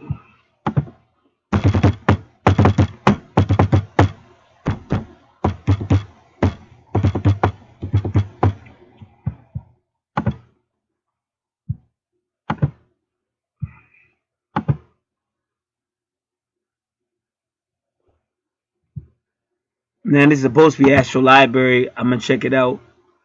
I don't even know. All right, it came up. Now let me just check it out. So I don't like when they do that. I only want like I don't like when they do it like Aries on all house clusters, because I only want it on the 12th. Because when they put it all together like that, they're not giving you a lot of information. They give you like a quick. They give you like a quick interpretation of it. And because they either got to do it that way, if not, I got to do it the correct way. Because there's like I'm saying, based on everything I've seen on in your chart, it's a reason why your Aries is in the 12th. And it's going to connect back to that Mars and everything. See, what I'm trying to tell you is either it's already happened or is happening. Like either you've already been at that dead-like state and it's about to resurrect, or you might already be in that resurrection state with this person or situation, or it's about to happen. So this is why I need precision. I can't be going by just general interpretations and all that nonsense. And that's why we do this, for precision. One of my clients, she said that to me. She said, I'm gonna learn how to do tarot cards, and she said because I be listening to all these readers and they be going, oh, it's either Gemini or that. She said, I'm gonna be able to tell them specifically what it is. And I said, yeah. She sound like she learning from me and shit. And then she said, because she just, like I said, that's the lawyer. And she sent me her information today. And she said, yo, she said they should have never sent me to school and shit. That's like Rick James said, they should have never gave you black niggas no money. Like, you should have never sent me to school, because now I'm coming to get you and stuff. I like, yeah. She sounds just like me. So you got to be able to move ahead. It can't be no internal. I'll be trying to tell you, and y'all might not like it, but I'm telling you that for your best. Internal, it should be something brief to think it out. If you're gonna be internal, use it for your Taurus to figure it out. But then from then on, people should know you as that. He know what he mean. That boy shoot from the hip and he's not scared. Like, that's how they see me. That boy shoot from the hip and he not scared. He 100% transparent, and he's gonna stand up to you if he thinks he's right. And when they know that, you get, like I said, all that crazy stuff stop. And the only reason why they was doing that crazy stuff, because they really really thought they was going over top of me, and I let them get away with it for 7 years, and that's why they thought they could get away with it. And I only did that out of respect, and that's why I said if that had been anybody else, I would have checked them like as soon as they started that stupid stuff.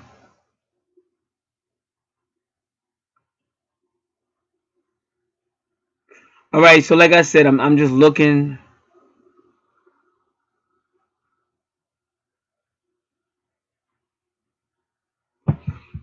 So what I'm gonna do first is let's talk about the 12th house. But again, I still want to find somebody that's gonna describe the 12th house in a thorough way.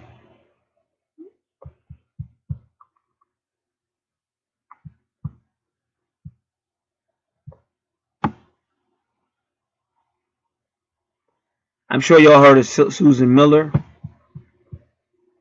I haven't seen. Haven't really used her in a long time.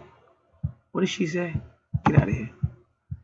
She said celebrating. Well, astrologyzone.com is celebrating 22 years. See, again, it's not really it's too concise. All right, let's see this one. Now this is Dark Star Astrology, who I do use them a lot of times. Let's see what they talking about.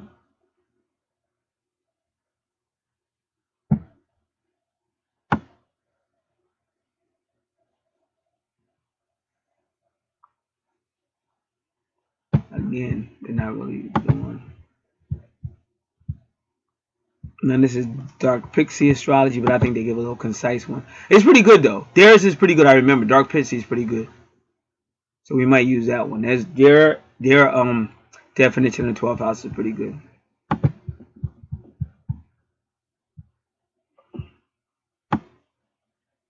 Oh, now this is tarot.com talking about cleaning out your 12th house closet. So we got to see that. And remember, when you're talking about these, sometimes that energy is you, or it's your mate, or it's both. It's either one of y'all.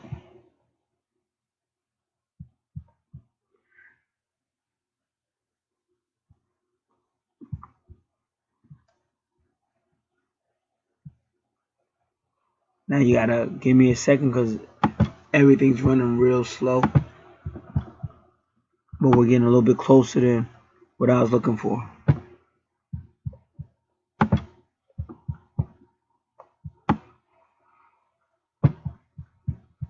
Let me take this.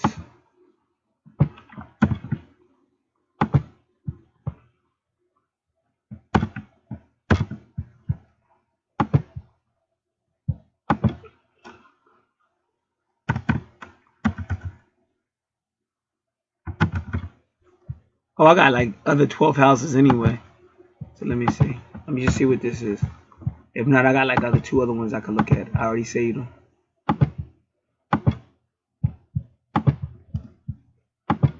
The 12th house rules endings, hidden things, confined places, and your past life. But remember, this is also your so-called spiritual inspirational house too. So that's kind of like a unique place to have Aries. So it says the 8th house rules death because it's seen as a transformational, going from one form of existence to another. The 12th house rules endings, where something ends to make way for something new. But we got to find out, why is it Aries? So the 12th house is supposed to be a clear the gutter house, or a reckoning house. You know, pulling out all these secrets in your subconscious mind and your dreams, and writing your dreams down, and keeping a dream or a journal with you, writing these things down so you could deal with it and clean it up and get healing and grow. But most people just sweep it under the rug. That's why most people, when they use astrology, it's all about, oh, where's my lover? How much money? What type of job? I want to be a singer. What about this? What about that? But it's never about it's never really about it. They'll say it, but they don't really mean it. They may say, oh, what's my purpose? But they don't really follow through with it. Especially if you know the dirt starts to come out. Because your natal chart is going to tell you everything. And a lot of people don't want to deal with it. So it's kind of like something when you say, oh, you know, like when a woman, the movie where the woman said, oh, she's talking to this old lady, but she doesn't know that old lady is a man in an old lady costume. So she's going, oh, if only a man would walk up to me without any game, and if he would say this to me. Now you got to understand, he listened to her, And he basically walked up to her as who he really was, a man, and he said verbatim what she said. So for him to have listened, that he remembered everything she said, he must have really been listening, or he must have really made his memory work, because he really wanted to impress her and be with her. So when he did walk up to her as a man, and she doesn't know that this is the old lady she was just talking to, but now he's got the costume off. But he says verbatim, she said, if a man ever walked up to me and said these things to me, I would become his woman, and I would just melt in his arms and shit. He walked up and said verbatim. She looked at him like she was shocked he said it, and then she smacked the shit out of him and walked away. So people say, yeah, I want it, but they really don't want it. And that's why the universe sends people like me that kind of tries to make these people say, hey, listen, you got to get it going. You got to stop playing these games with yourself, with astrology, with the spirit that does all this, and you got to really get that shit together. And most people don't like that about me, but I got a lot of people that do. Like that lawyer, that female lawyer, I said I was with her the whole way. Now keep in mind, she had failed that exam repeatedly, like two times at least, maybe three, but at least 2 times before I got involved. That's what I'm trying to tell you. My brother's in the crazy house till I got involved. This is all fact. Now, they may not like me saying it, but it's all facts. I got twin flames back together once I got involved. Facts. I'm sorry if people feel a certain way about it, but it's still facts. The moment you get away from facts, you're going to be dealing with a lot of foolishness.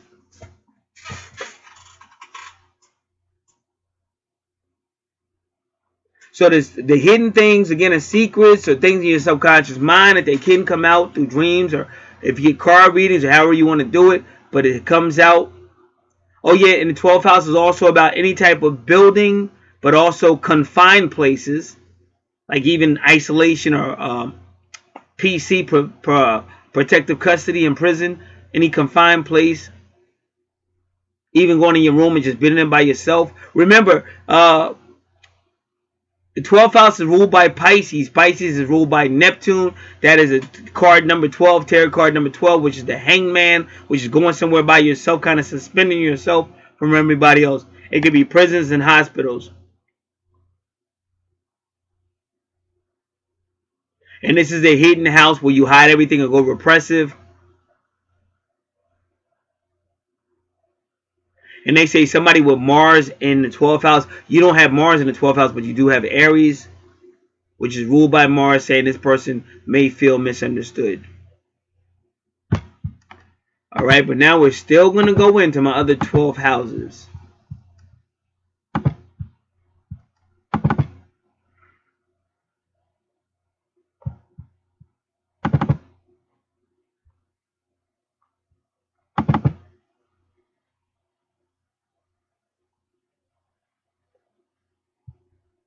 The 12th house is associated with mysticism. And that's why a lot of people don't know planet Neptune is associated with mysticism, but it is. Self-undoing and hidden enemies. What is one example of self-undoing? Because you're so busy. See, it's also the house of service.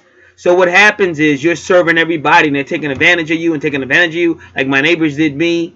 It's self-undoing. And I'm going to tell you again, this is all repressive because it starts to play games on your mind. And once it starts to play games on your mind, you start to become a walking board for other things. That's why you don't let it happen the first time in the first place, because you don't want to start to subconsciously train yourself to back down and compromise and always take the weak end of it. That's why I said that's why racism was a psychology where they have you now doubting yourself, hating yourself. If you're a black woman, if you're too black, you don't like it, and all that. Michael Jackson putting a bleach in his face. It's all psychology games. So you don't let these games start in the first place. You do what 2 Corinthians 10 tells you to do. You cast that shit down immediately. So self-undoing, hidden enemies. So even if you're trying to help somebody in the 12th house, you don't help them so much that you martyr or hurt yourself. And they say that this 12th house is the joy of Saturn. Why is it the 12th house the joy of Saturn? Because the Bible calls Saturn Satan, and Satan wants to see you fall. Like I just got finished telling you, it's a battle of light and darkness, whether you care to believe it or not. You go, hey, don't preach that religion to me, but it's not religion, it's astrology. That's why most people will tell you that the Bible is an astrological book. Anyway.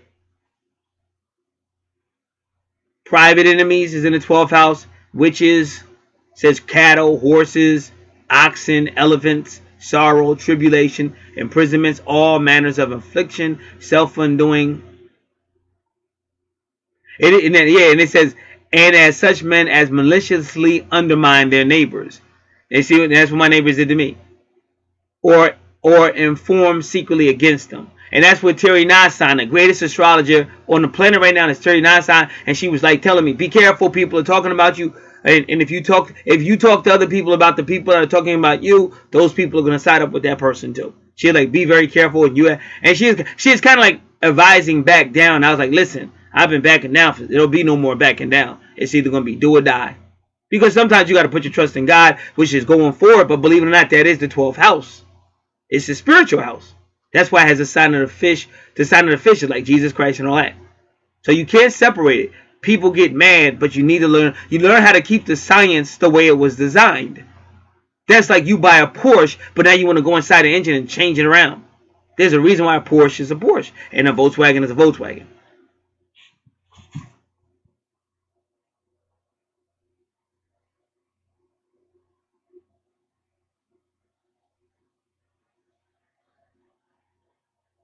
And the 12th house also rules your feet as well.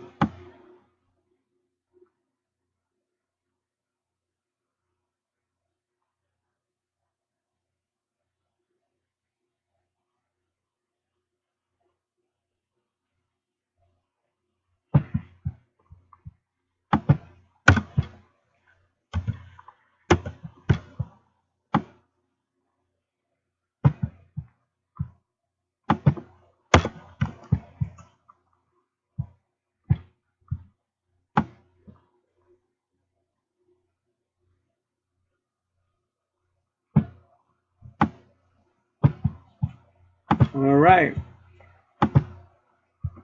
So again, buildings in the 12th house could churches.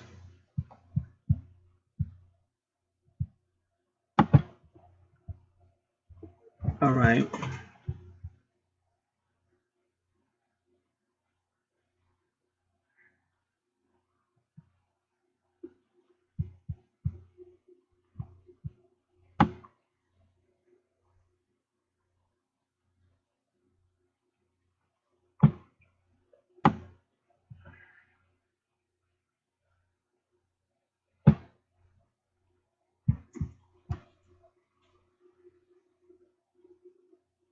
All right. Just give me a moment.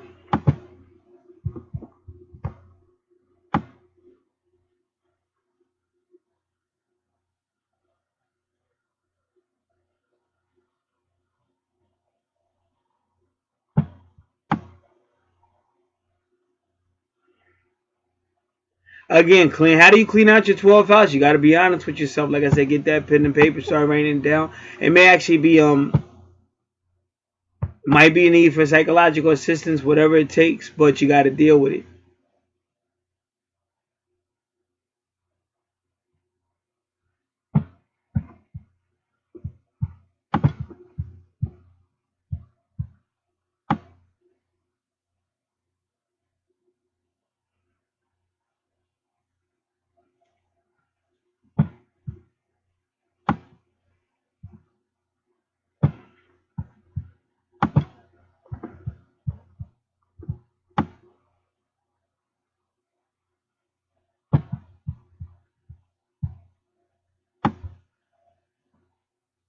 All right, so now we're gonna get it. Remember, Mars rules Aries. So yeah, but see, Aries can be very aggressive and very intense, and under certain circumstances, it could even be extremely violent.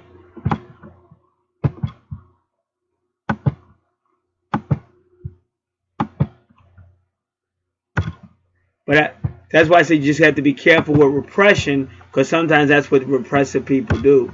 They react violently.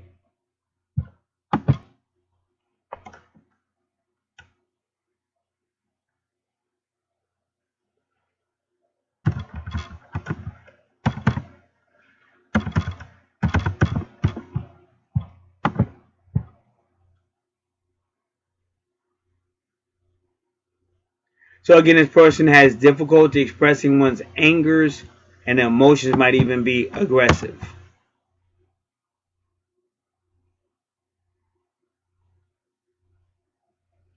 So this person should be taking anger management classes.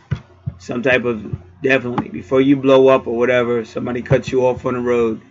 Because, yeah, this guy's in the city. Because out here in Jersey, they'll cut you off and give you the finger. And they cut you off. It's not like you cut them off and they gave you the finger. No, they cut you off and gave you the finger. And that could drive some people crazy.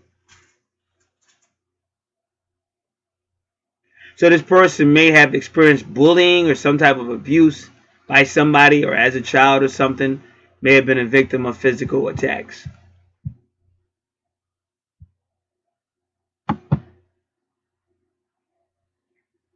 So whatever happened in this person's life, they may have some type of fear of physical violence. They may have been dealt with somebody trying to beat them when they were a child, whether it was a parent, a babysitter, or even other kids.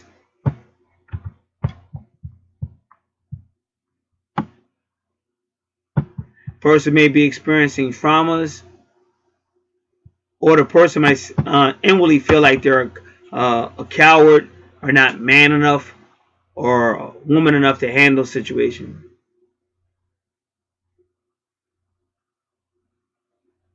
See, that's why I told you. He's saying exactly what I said. Why I had to stand up to these evil people.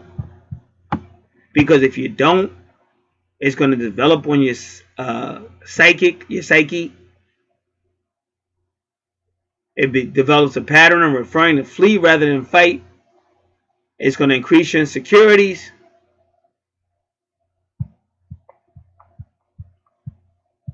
So this person may try to avoid conflicts at all costs.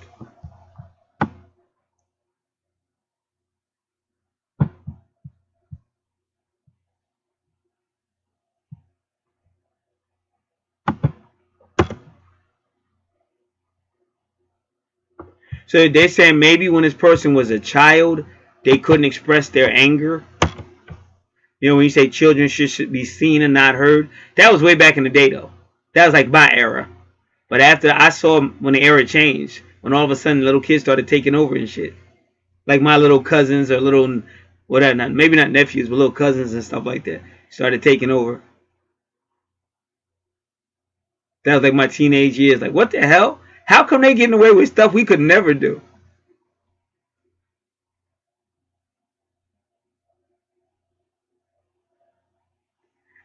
So they saying the parents around them when they were little would not allow them to have powerful outbursts.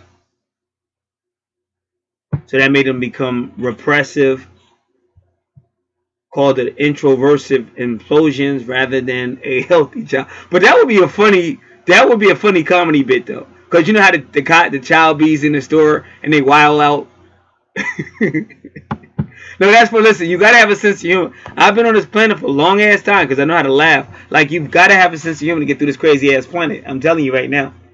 But that would be a funny ass comedy bit. Because you know how comedians be talking about white children in the store having tantrums and black kids and shit. That would be funny because on the one hand you would see the white kid yelling and wilding and even throwing shit. And the other one you would see this black kid scared to death. They be doing the same thing, but it's all internal and shit. That'd be hilarious. One of the funniest things, if you like comedy, let me tell you what to watch. Two things. Right now on YouTube, there is a comedy video called Walgreens versus CVS. If you haven't seen Walgreens versus CVS, you've got to do yourself a favor. That is the funniest freaking thing I've ever seen in my life. Hilariously funny. But also, the second funny thing is the Little Rascals back in the day when they were all on the train.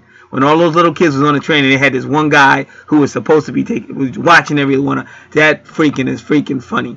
So you got to get some sense of humor to go through all this. That'll also help you with your repressions and all that fears and stuff.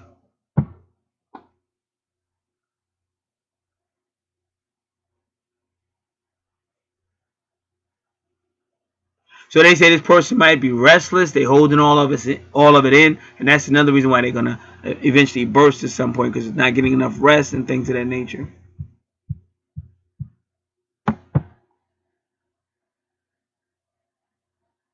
but also they may be connected to the occult.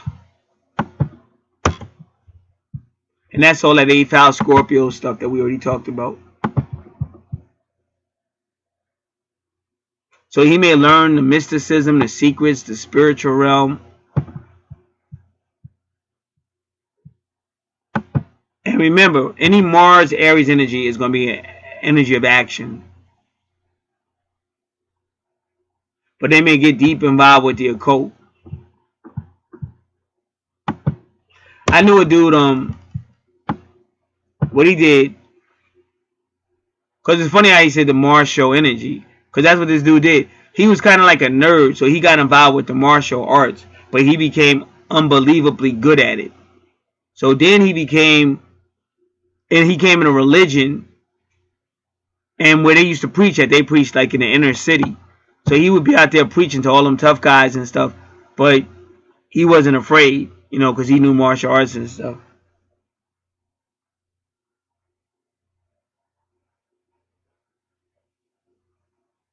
But they're saying this person with this 12th house Aries energy, they're advising him to stay away from magical practices because he can create both a lot of hidden enemies, but also hurt other people and himself.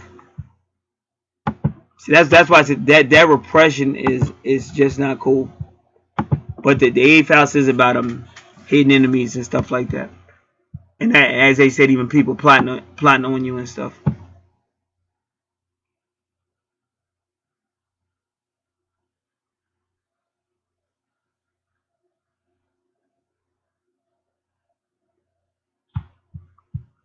So that's what they say. If he was to actually blow up, he could hurt himself or other people.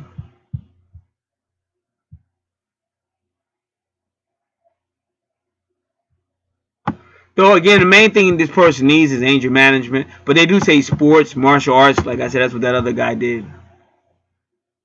Any form of healing. Like I said, I would more or less I would advise a person to healing, heal the body, heal the mind, and stuff like that. Because martial arts is cool, but if you're taking martial arts for the wrong reason, then you're adding to the problem. Because this is a guy that already had a problem with repression, didn't know how to stand up for himself and stuff like that. But now he knows martial arts, so now he's looking for fights and shit. Now he's the bully. He went from being the victim, now he's gonna be the victimizer. So that would be the wrong reason to take up martial arts. So that's why I say take up healing art, take up things that you're gonna heal first, and then if you want to take up the martial arts, at least you'll have it for the right reason. The balancing and art, defend yourself, defend loved ones, stuff like that.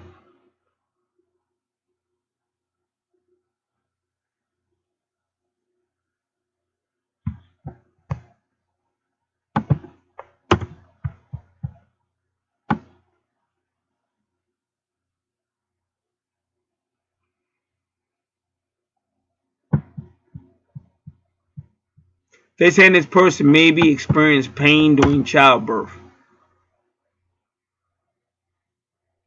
So that they say that also affected his psyche because now he may think that the world outside of his mother's womb is violent and threatening. And I would think so too if I felt like I experienced pain inside the womb and as soon as I came out somebody turned me upside and slapped me on my ass. I would also think this was a violent and crazy world.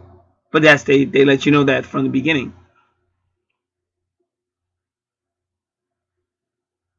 And they say this person may also have fears concerning wars and mass calamities.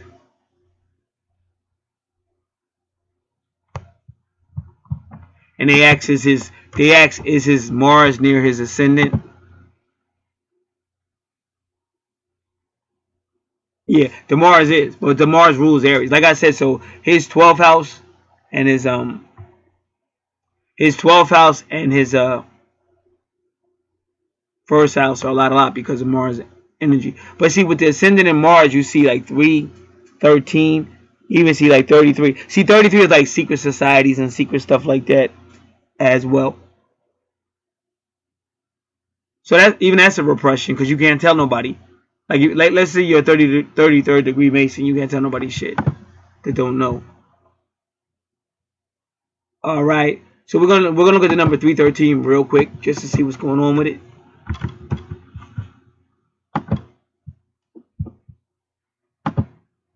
See, they still have not Let it go. Now they're talking about 0%. 0% what? You've been uploading this. It's only like an hour video. You've been uploading it for 7 hours. 0% what? I'm going crazy. No, I'm just joking.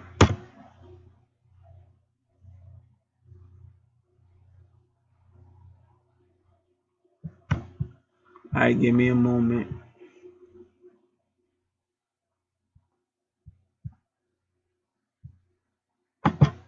See, that's when it becomes a problem because it's already almost 10 o'clock at night, and into my processing has started.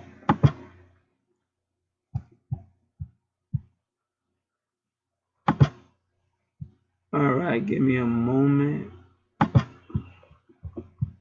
So they like they're a bunch of liars. They just don't like the title. I already know what to do. Like I said, it's just that I'm trying to do a billion things. Like this life that I do, like I be trying to tell people, it never stops.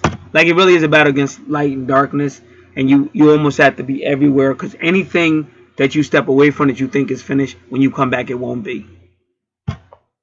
And it goes on and goes on. Like if it's a supply of food you tend to like at a store, like it'll be unlimited when you first get there. Like it's unlimited. Like every week you go, it's always unlimited. But the moment you purchase it, it'll start to be out of stock. And it's not like anybody's buying a whole lot of it. You're buying a whole lot of it. Like I've seen it too many times. Like I said, it really is a battle against light, against darkness. Like I said, what my neighbors did, there's no logical reason for why that happened. I don't even know them people like that. So that was a battle, like I said. All right.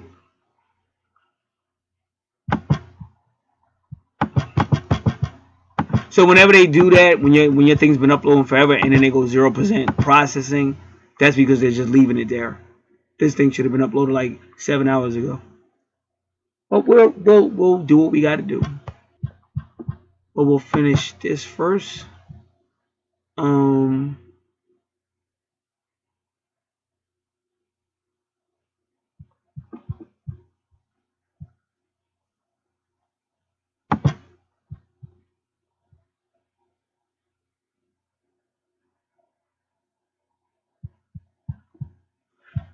So a person with 12th house Mars, Aries energy should stay away from guns, wars, demonstrations, and sharp machinery because he could possibly have an accident.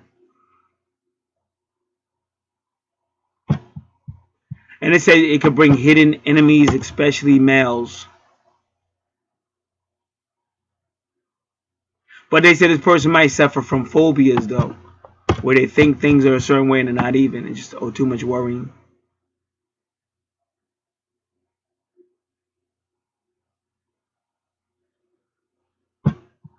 So then what this person tries to do, they try to study people's hidden behaviors.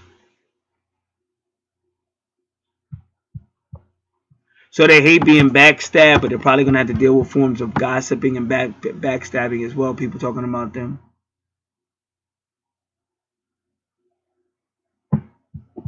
And they say this type of person, because they've been through some stuff and they're paranoid, they may start striking first. So that means people are going to start getting attacked that don't need to be attacked.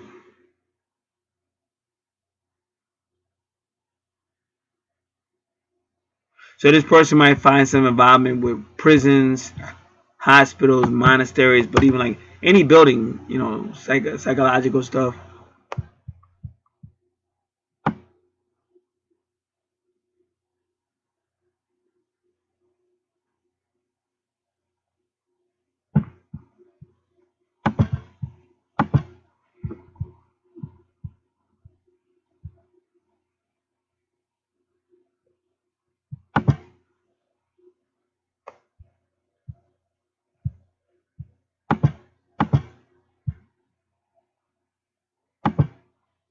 All right, y'all got to give me a moment.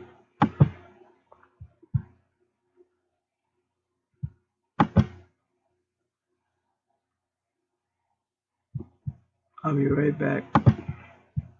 Just so you know what I'm talking about, like on the Canaan Land Wars channel, one of the more newer videos is these guys were in Jamaica. All they did was get on a fishing boat to go fishing. They had a license. Next thing they know, the Coast Guard was on their ass. took them off the boat, arrested them, burnt their boat down in the water, and locked their ass. They locked them up in these ships, just like you do slaves back in the day. And they took them people way off of that coast or whatever, and they ended up in Cuba somewhere. Wouldn't let them use the phone or nothing. So if you think this is just some BS or something like that, definitely not.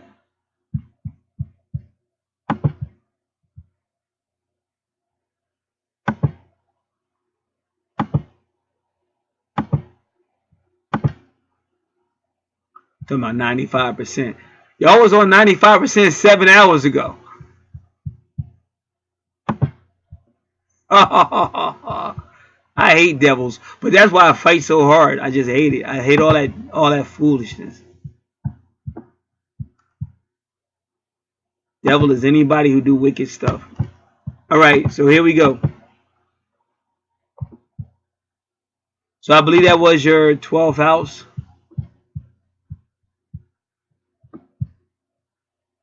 And your 12th house is karmic as well. That's why I'm trying to tell you. You got a karmic relationship with this person at Mars, Aries, and even Scorpio energy. Because remember, Mars used to rule Scorpio, but now Mars rules Aries, but now Pluto rules Scorpio.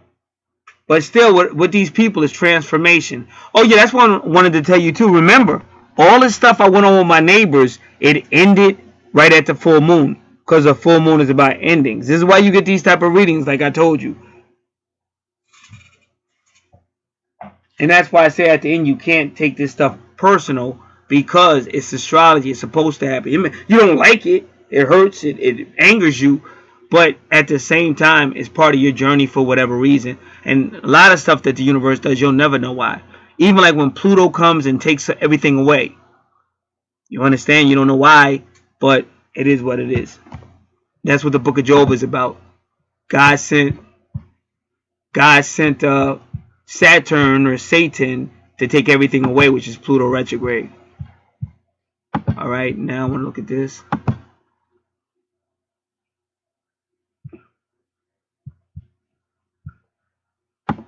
So give me a moment.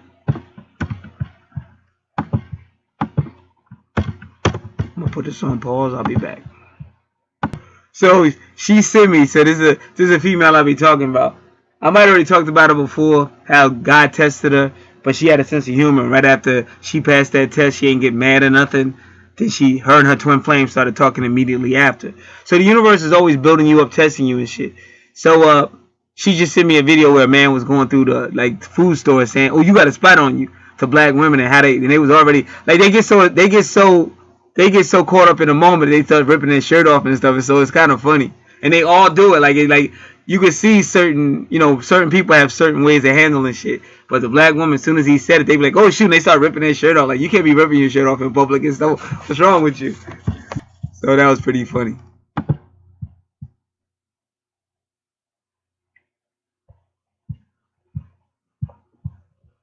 All right.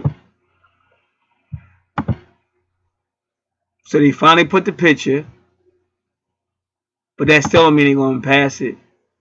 You just got to keep an eye on. Like I can't tell you. I've been doing this a long time, and they just play a lot of games and shit. Like I said, they tried to punk me. Oh, we gonna strike you because of that video. I said, you ain't gonna strike me. I said, you can take the video down. You ain't striking me. Then they ain't striking me shit because they knew I go to work with these motherfuckers.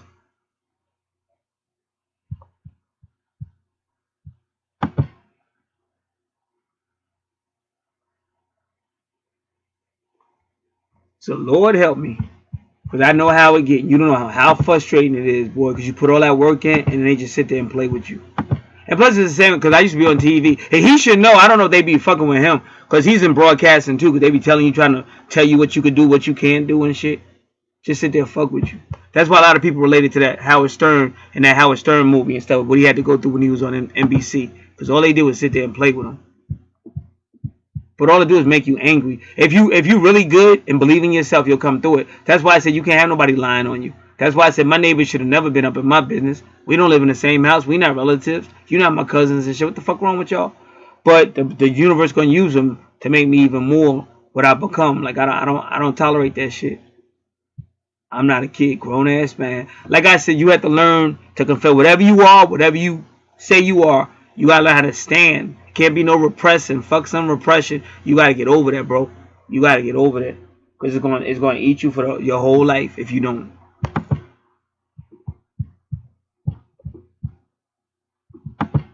All right. So like I said, that is your 12th house,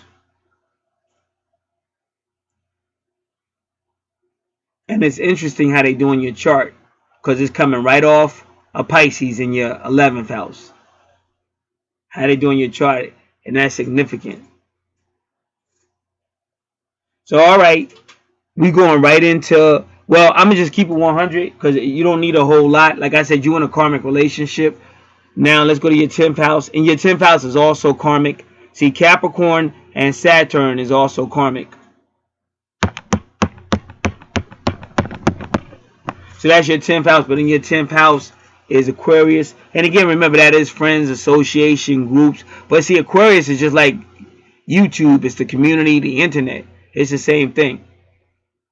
But you have love there, but then you got that number 5. And that 5 degrees, again, is Taurus energy. So like I said, you got that whole Venus, love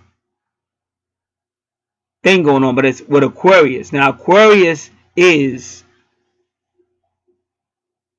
unconventional, not normal. It's not going to conform.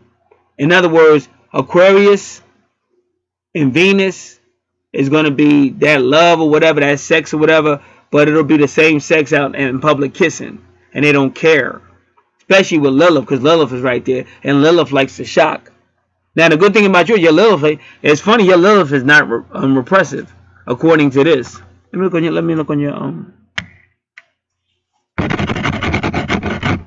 yeah, so your Lilith is not repressed, which is interesting.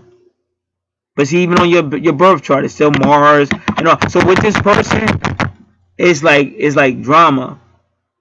But see, Lilith likes shit like that. Like Lilith like drama, but unfortunately, that 25 minutes probably some legal stuff going on.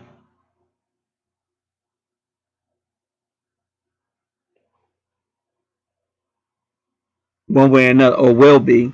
And remember, you got that number 22 again, which is really, like I said, twin flame relationship, but also the same thing, a restart at 22. So number 5 can also be Taurus energy, but remember, Taurus is, see, some people see sex as spirituality, like Marvin Gaye's sexual healing. So when you see Venus at 5 degrees, see that's Taurus, and Taurus has that Pope like energy. That's the Hierophant card, and that Hierophant card is also about relationships, because you see the Pope marrying like 2 people or whatever.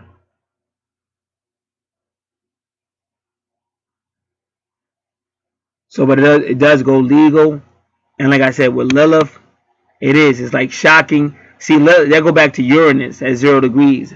It's kind of like shocking, and this could also be, like I said, even with that 33rd degree, this could all, and that's right there with Taurus. See, this is also some form of broadcasting, whether it's underground, public broadcasting, some type of broadcasting, or it could be secret broadcasting. But it's like it's non-conforming, non-conventional, non-traditional.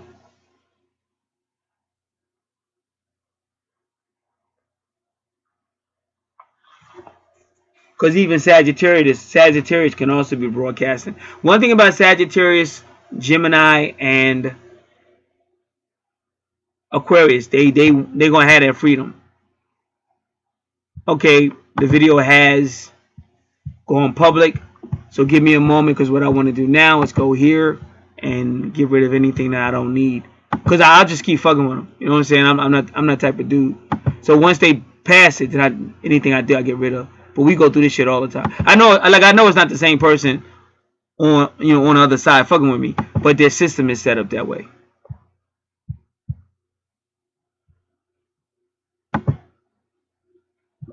All right, so I'm gonna put this on pause. I'll be right back. That's why I thank God for that. But you see what I did? Once I saw them have that video, it was only like an hour-long video. They had it for 7 hours, still wouldn't do it. And then they went down to, they said some shit. It went down to 0% talking about processing. I said, oh no, I know what they're about to do. It's about to be the weekend and shit. I know what they done did this shit to me before. So that's when I started doing what I was doing, and then it got published.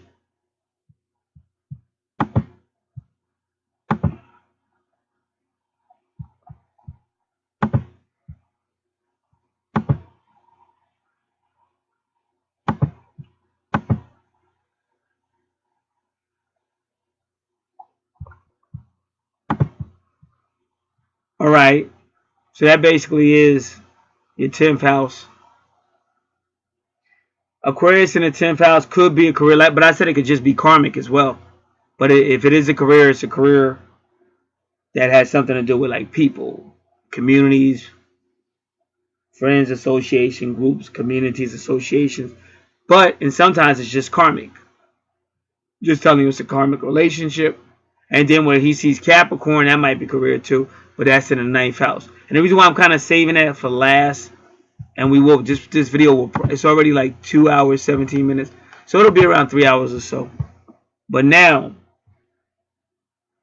we want to make sure we got the right house, right? Yeah.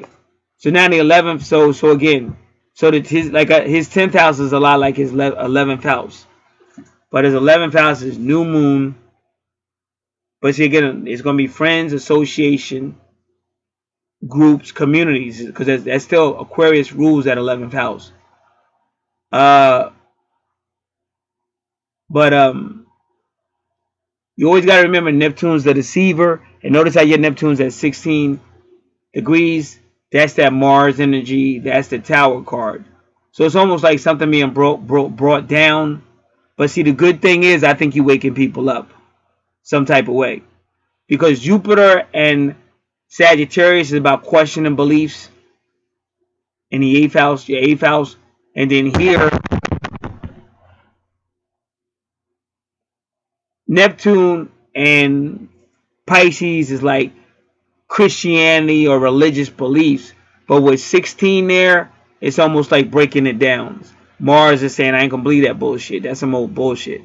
That's something to manipulate the masses. That's some bullshit. And then your number 9 is that Virgo energy. And that's the Hermit card. But the Hermit card, he's not like the number 12. He's not like the Hangman. The Hangman goes in seclusion, go in his house, go in his room, and just stay up in there and just do his own. But he stay up in there. He ain't coming out. The Hermit will come out, but even though he's sitting around you, he got his own enlightenment. So he may act like he down with you or whatever, but he really got his own enlightenment. He go by his own light. And that's why I said about that number 33. See, notice how your number 33 is with that 16. See, Mars is 16. That's the Tower card. And Tower card breaks down fake ass religious beliefs and shit.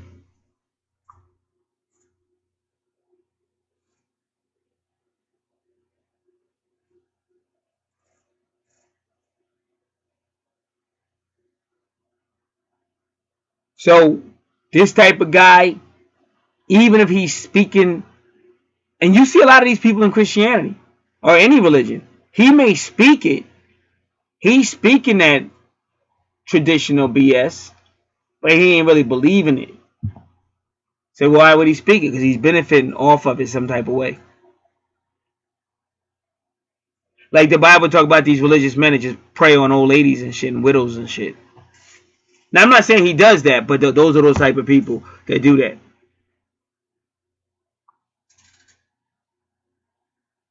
And again, with 15 degrees, and you could tell with 15 degrees, again, that's Capricorn energy, but it's also the devil card.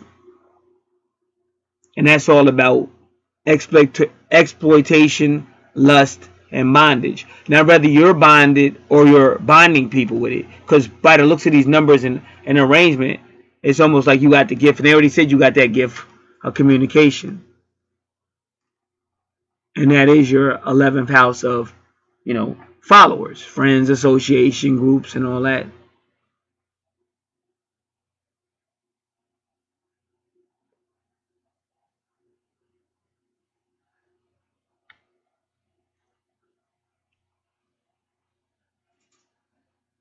And then the moon at 14 degrees, or 14 degrees, is the star card of hope. But again, it's under deception though. And that's why I said people got to deal with repression, because that's why you be dealing with two different people.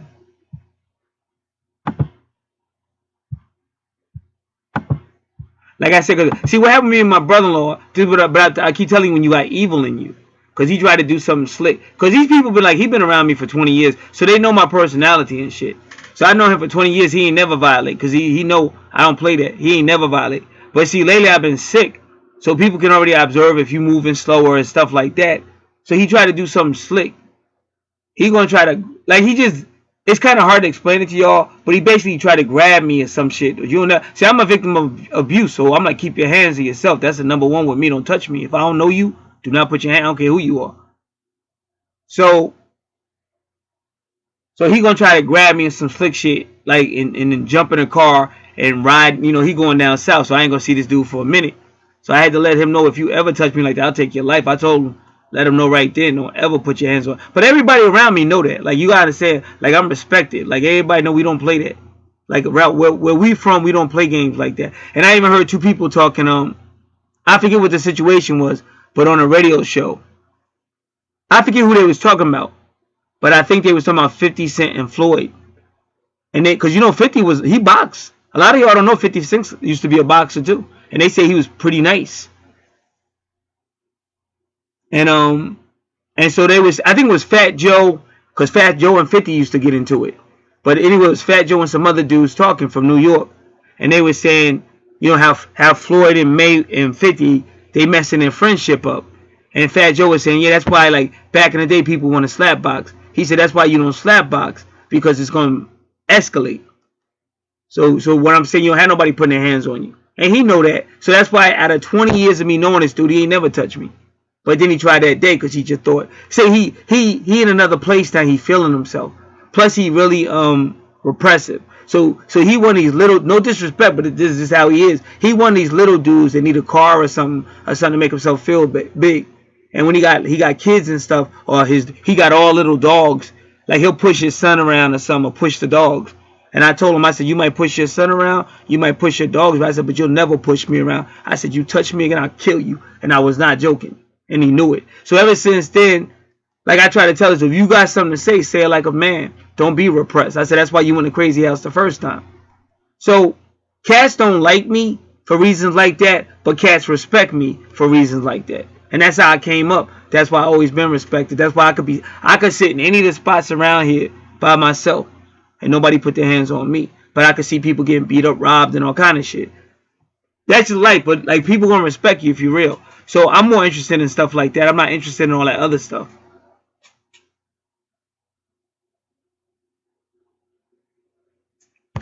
So when you repress, it's like you two different personalities, maybe more. You might be 3 or 4 different personalities. And that's why sometimes when people find out, they be like, I can't believe it. He was so this, he was so inspirational. He really cared and stuff. But yeah, but he had a dark side.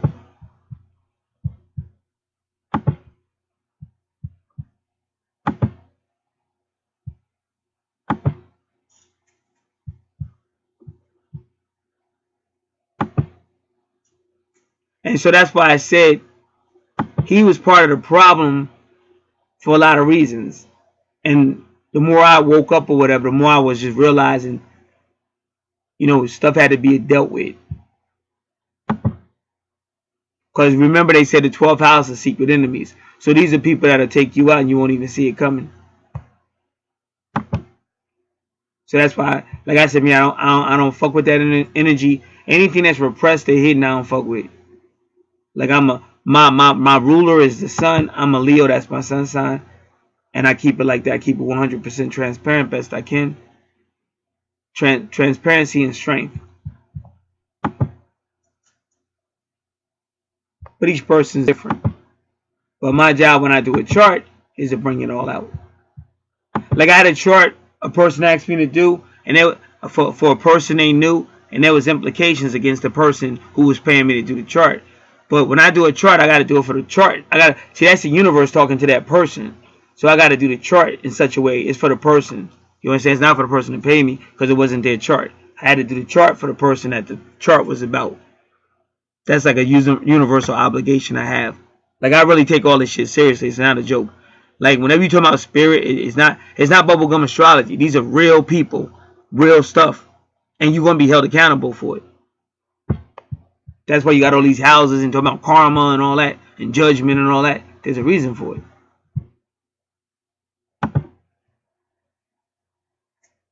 All right, yeah. So the number 14 card, we want to make sure we know what that card is. But I believe it is about the star card, which again is Aquarius.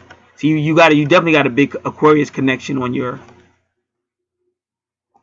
chart. So it's either you or the partner that kind of even dealing a little bit with deception.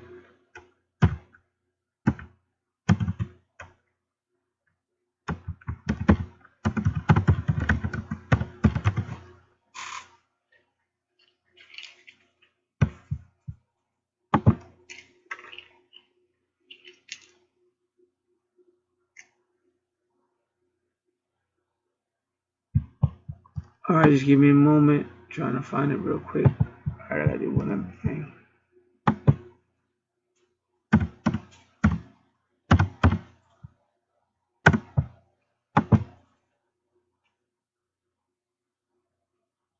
Because the reason why I told him that too, because he be down with them people in my family, and they do that. They'll get up in your face and all kind of. I don't play that.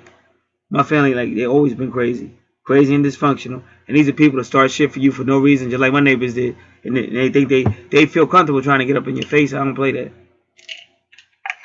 Everybody that has a right to their space. Nobody got to be up in your face. Like, if they got something they want to say, go ahead and say it. But all like getting up in your face and shit, that's crazy. I don't play that. All right, so card number 14 is the Temperance card, Sagittarius energy. I thought it was I thought it was the because I get them mixed up. I thought it was a star card, Aquarius. So that 14 we looking at is Sagittarius energy, taking you back to your 8th house with Sagittarius and Jupiter. So we already know it's a Sagittarius connection too, and that's the moon. Now remember, the moon rules Cancer. So where your Cancer is 25, which is legal.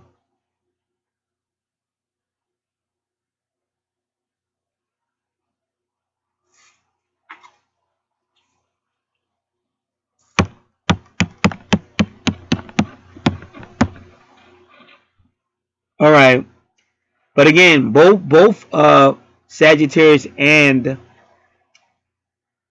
this man, and he's real psychic. This dude is real psychic too, because of Sagittarius, Scorpio, Pisces connection.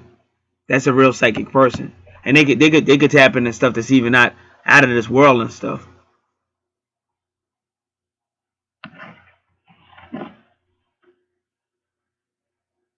So you just have to be very careful of that deception. And that deception might be the reason why y'all go into a dead-like state. Because you're 16 with Neptune, that's Mars energy. And then your Mars is connected to 13, which is death. So it's almost like you get deceived. It kind of leads to some type of separate. Somebody deceives somebody. It goes to a dead-like state, but then y'all kind of resurrect in the 8th house. And it's kind of good opportunity or whatever. I guess, for a period of time or whatever. And now you got even number 44. And 44 is another master number.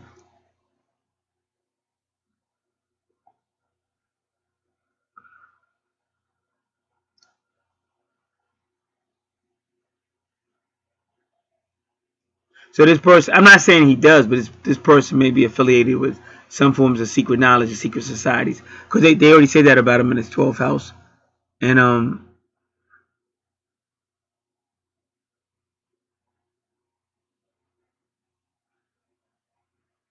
that 44 over there with your medium Coeli. But it's also number 20, which is the Judgment card. And again, that judgment card could mean judgment. It could be like a death-like state.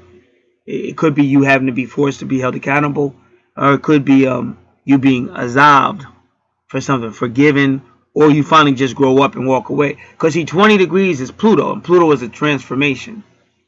And once again, you see the number 22 with your Pluto, because that's always your other half.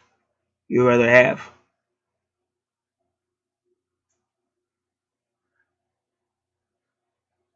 Oh no, wait, we gotta go back because you got that karmic. Yeah. All right, let's go back to where your Pisces is. 11th house. Well, straight off the back, Mercury retrograde, means trouble. But I think yours is different. And I'm going to tell you why. Normally, Mercury retrograde means people have trouble understanding you. Now, if we did your whole chart and it did not imply trouble being understood. In fact, they almost said you're so great at it that people are attracted to you because of it.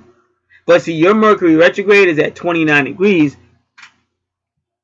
And I believe, like you said, the Wu-Tang 36 chamber, because you're 29 degrees and 36 minutes. But that 36 chambers, and again, that also implies secret societies. And also 36 is 666, like the 3-6 Mafia.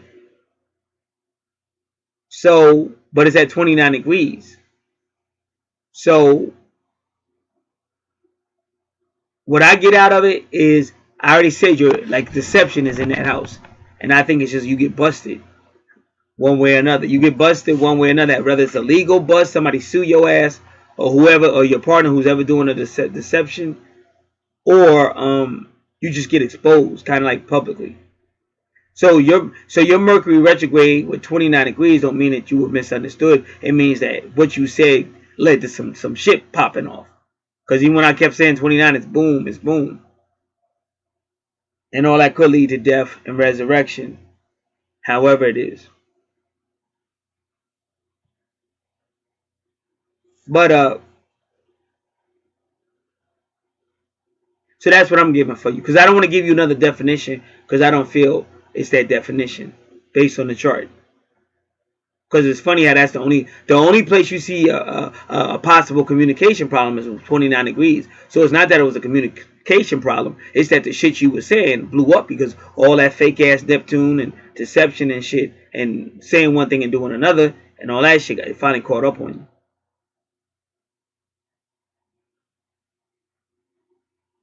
So let's look at that. Now we're going to your anaretic degree. 29 degrees is a karmic degree, an anaretic degree. So you notice on your chart it's just a lot of karma. But again, you probably live many lives as well.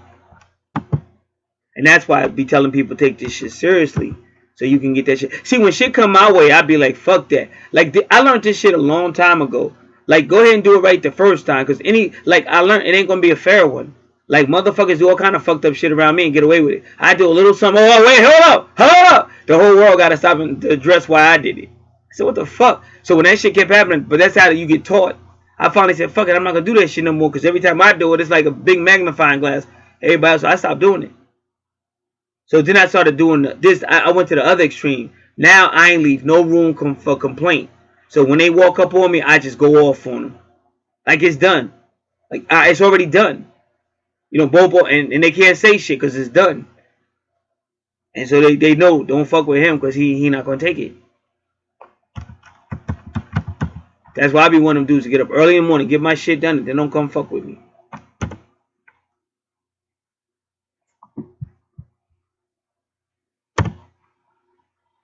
Alright, so now we got the anaretic degree.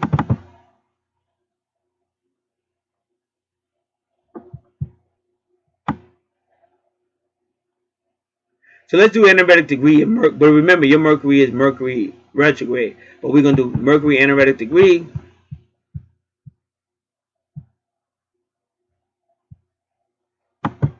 So again, it's an end, but in this case, it's like I said, communications. It's an end. Like you ain't going to be, at that point, you're going to get caught or something. You're going to communicate something and somebody going to check your ass or find out, whoever, either you or your partner, whoever. But it's definitely, and like I said, it could have already happened or will happen. So if it didn't happen yet, see, this is a year. See, that's why you get a solar return. because it's warning you. You're gonna have some shit you said gonna come out the light. It's supposed to get exposed. So you gotta watch what, like I just said. Just don't do it. Don't give it to him. So it could be, see, if it was just Mercury, but yours is Mercury retrograde. But if it was just Mercury, it could be an end to just a mental preoccupation, or it could be a graduation, but it could also be a failure in some educational undertaking. But what I'm saying is because it's Mercury retrograde, it has to do with all that other stuff in that house, and it was all about communication, and I usually deceiving motherfuckers like fake ass, like they do, like what white supremacy did to us with fake ass shit, fake ass stuff that ain't happened. Took our holy books and changed them on us and stuff like that. All right. And sometimes it could even mean your enemies come and get you because people that don't want you talking about certain stuff. So they try to shut you down.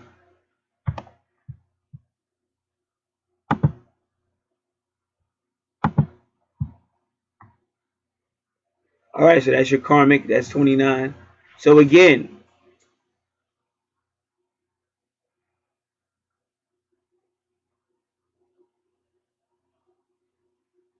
see, yeah.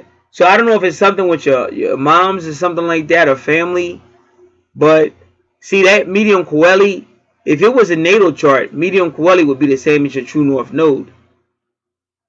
They both are connected to your life purpose.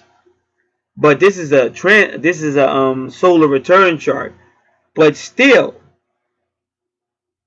that 20 degrees MC could be going with your 25 degrees true north node. But that would mean problems with either the family or your moms or something like that. But it's definitely still legal. And remember, 20 degrees is still some type of judgment coming down.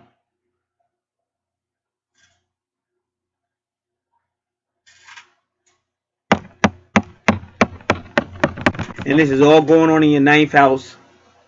So Capricorn in the ninth house could have something to do with karma, but it could also, again, be like teaching. And it is broadcasting. Your third house with Gemini, or anywhere where you see Mercury or Gemini, and anywhere where you see Sagittarius or your ninth house is broadcasting.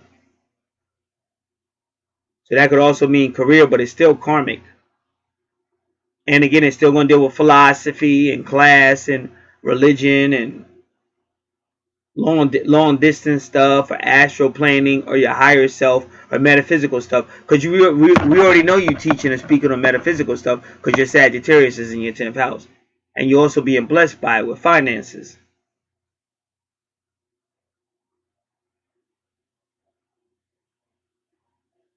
And see, even your Saturn is 18 degrees, which is the moon, and the moon rules Cancer. So, like I said, this is some type of mother's form of judgment, or some type of family or Cancer type of judgment. And remember, Cancer, fourth house, teenage to adult education, land and property, real estate, ancestors, family, mother, Imom Kweli, mother in the subconscious mind.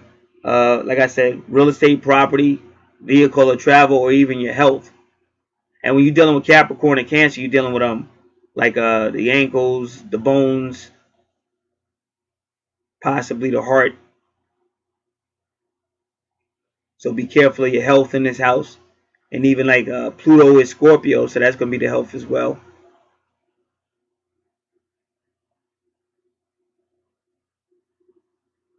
So it is karmic. And so you got the 18 degrees, which is the moon, but it's 18 degrees 12 minutes. So once again, you're going to go back, you're going to repress, you're going to have some form of isolation again. And it is karmic. So that's why I said it's like you and that Sagittarius energy kind of be duking it out a little bit. That number 14 and that Sagittarius energy.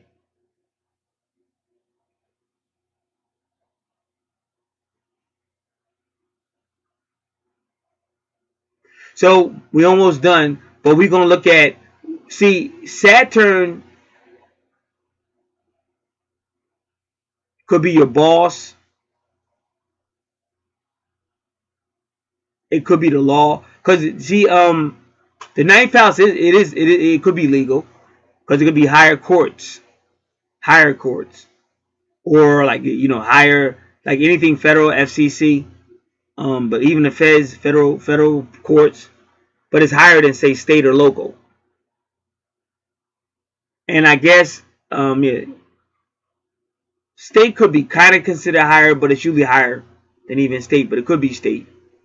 It would be higher than like your local whatever. It would be like, you know, higher like feds or something, even like a foreign whatever foreign. But it's also in-laws.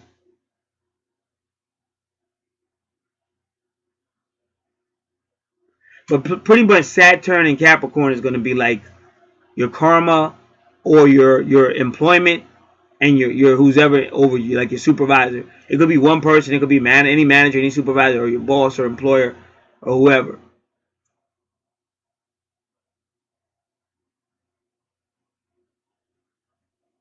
And it's also mother father. Saturn will be like the father. The 18 degrees will be the moon. That be the mother. It's all going on. Cause like I said, it just seems like if you live past lives, and it seems like you deal with a lot. But your problem is you repress it. So I be telling people learn how to get it out. Cause it's like you carry it. You carry it into employment. You carry it around other people. If you're in a relationship with somebody, you carry it there. And what I be trying to tell people, they get mad at me. I just try to teach y'all to be strong, because a lot of y'all, like especially out here on YouTube, you want somebody else to carry your in it. They can't. They got their own thing, and these people don't understand that. So they just trying to find somebody to just take all their energy and throw it on that person. But you just can't do that. You got to carry your energy. You're here for a reason. And what happens is what happens when that person moves on, or that person might feel like you're too needy. You know what I'm saying? You got, but a lot of people are just real comfortable with doing it. Like I said, like with my neighbors, I never did something to them, but for some reason to try to keep me in their cipher. That's why I said she would do that stuff with the horn, the car horn, and crazy shit, and you know, just stupid shit. I'd be in the yard minding my own business, but they're gonna try to find a way to uh come into my reality. Like I'm in my yard minding my business. Y'all in your yard. Why y'all start doing stuff and whatever? Getting your car, moving the car closer to our property and stuff like that. What are you doing? So these people have no problem with trying to suck into your energy, or jump on your energy or some shit like that.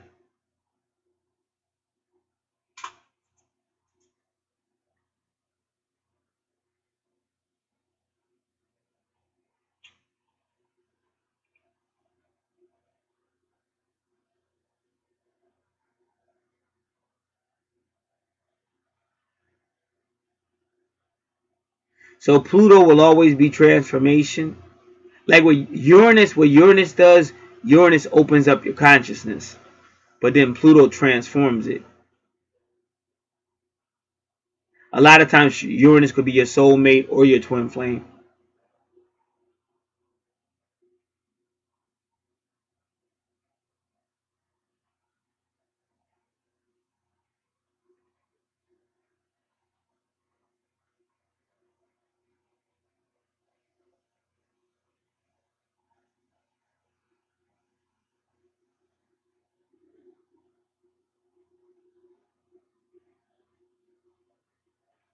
So we're gonna do Pluto in Sagittarius, and we're gonna do Pluto in Capricorn.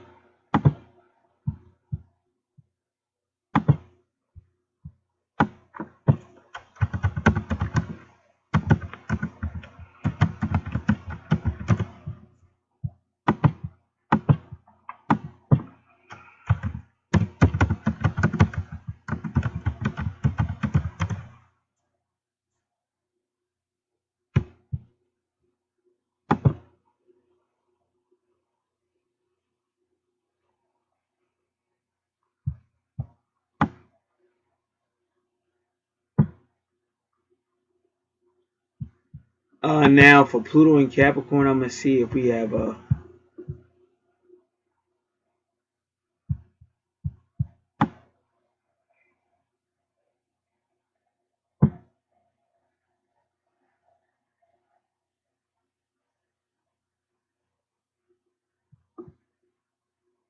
this website calls itself Alpha Numerology Trends.com.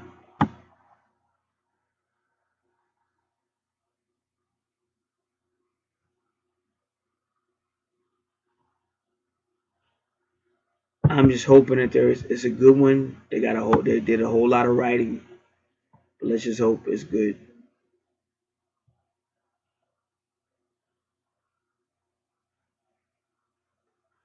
All right, this one says Pluto in Capricorn according to your sun sign. So let's check that out first.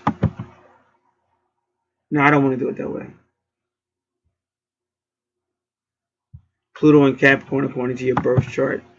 Let's check that one out.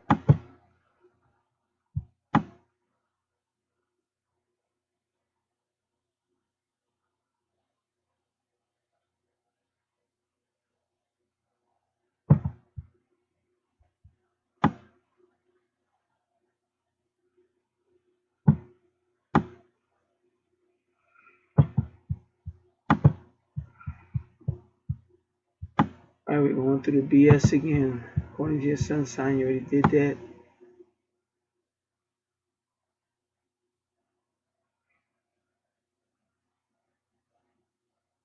All right, so it's going to be Pluto in Capricorn in your ninth house.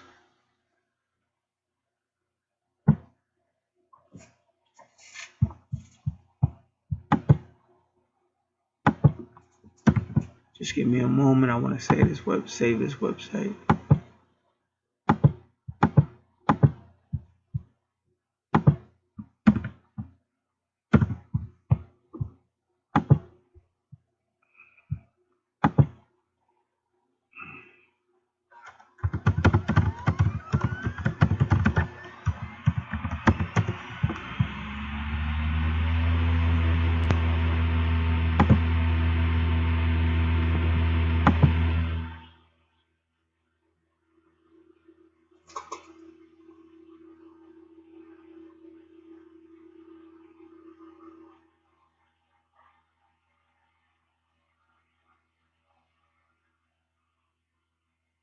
So it says you will find as Pluto moves into your ninth house, you are ready to come out of the inner depth of self with the opportunity to expand this greater self into a larger world with goals and aspirations that provide you with new career and business pursuits. So you kind of like die in the eighth house with Scorpio energy, but you come back out. And because you come back out, you get blessed by Jupiter and Sagittarius with money.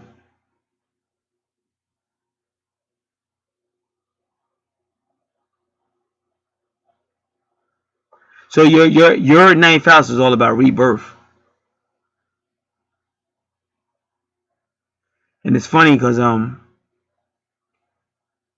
like I said, that 18 degrees is right there. The 18 degrees is the moon card.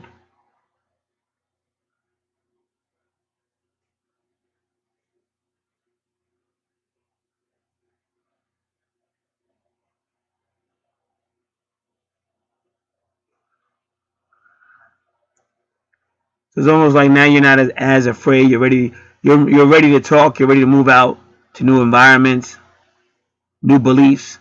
Because like I said, that old belief system dies in the 11th house.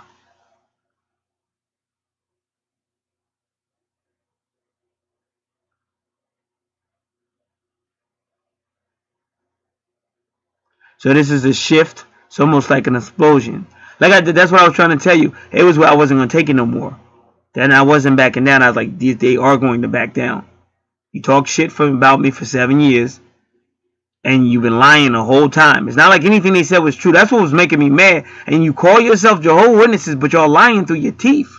I was just getting furious. Like everything they did was just pissing me off. Like, no, no, no. Y'all don't understand. I'm through playing with you. I want y'all out. Keep your shit on your property. I'll keep our shit on ours. We don't have to talk every day. I don't really know y'all like that. I don't know why y'all tripping, but this is getting shut down. And no matter who you get, I'm not backing down. And then that's when it kind of like that's when the universe stepped in. I had a lot of people praying and stuff. That's when the universe, you could just tell the air, everything was different. Like they knew, oh no, we didn't know he could be like that. Well, now you know. So you'll have new opportunities in this ninth house for your career and business pursuits and new directions. You'll be ready to expand your communications, teaching, and learning the new aspects of your career. And it might really go wide. It might even go like like big.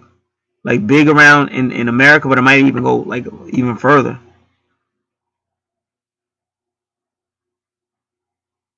You will see that many of the old pressures are off and you have made transition from being in a darkened state or place to emerge into the light.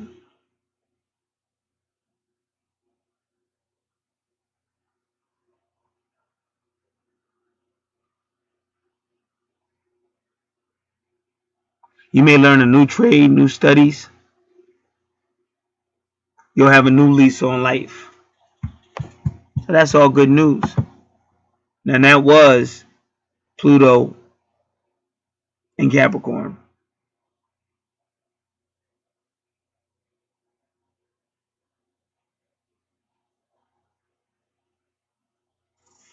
So like I said, now I don't know your relationship with Ma Dukes, but I'm still looking at that 18 degrees Saturn. Because Saturn is karma. It could be karma that you have to work. But according to Pluto, it's almost looking like a reward. So when I say 18 degrees, it looks like a karmic reward for whatever reason. But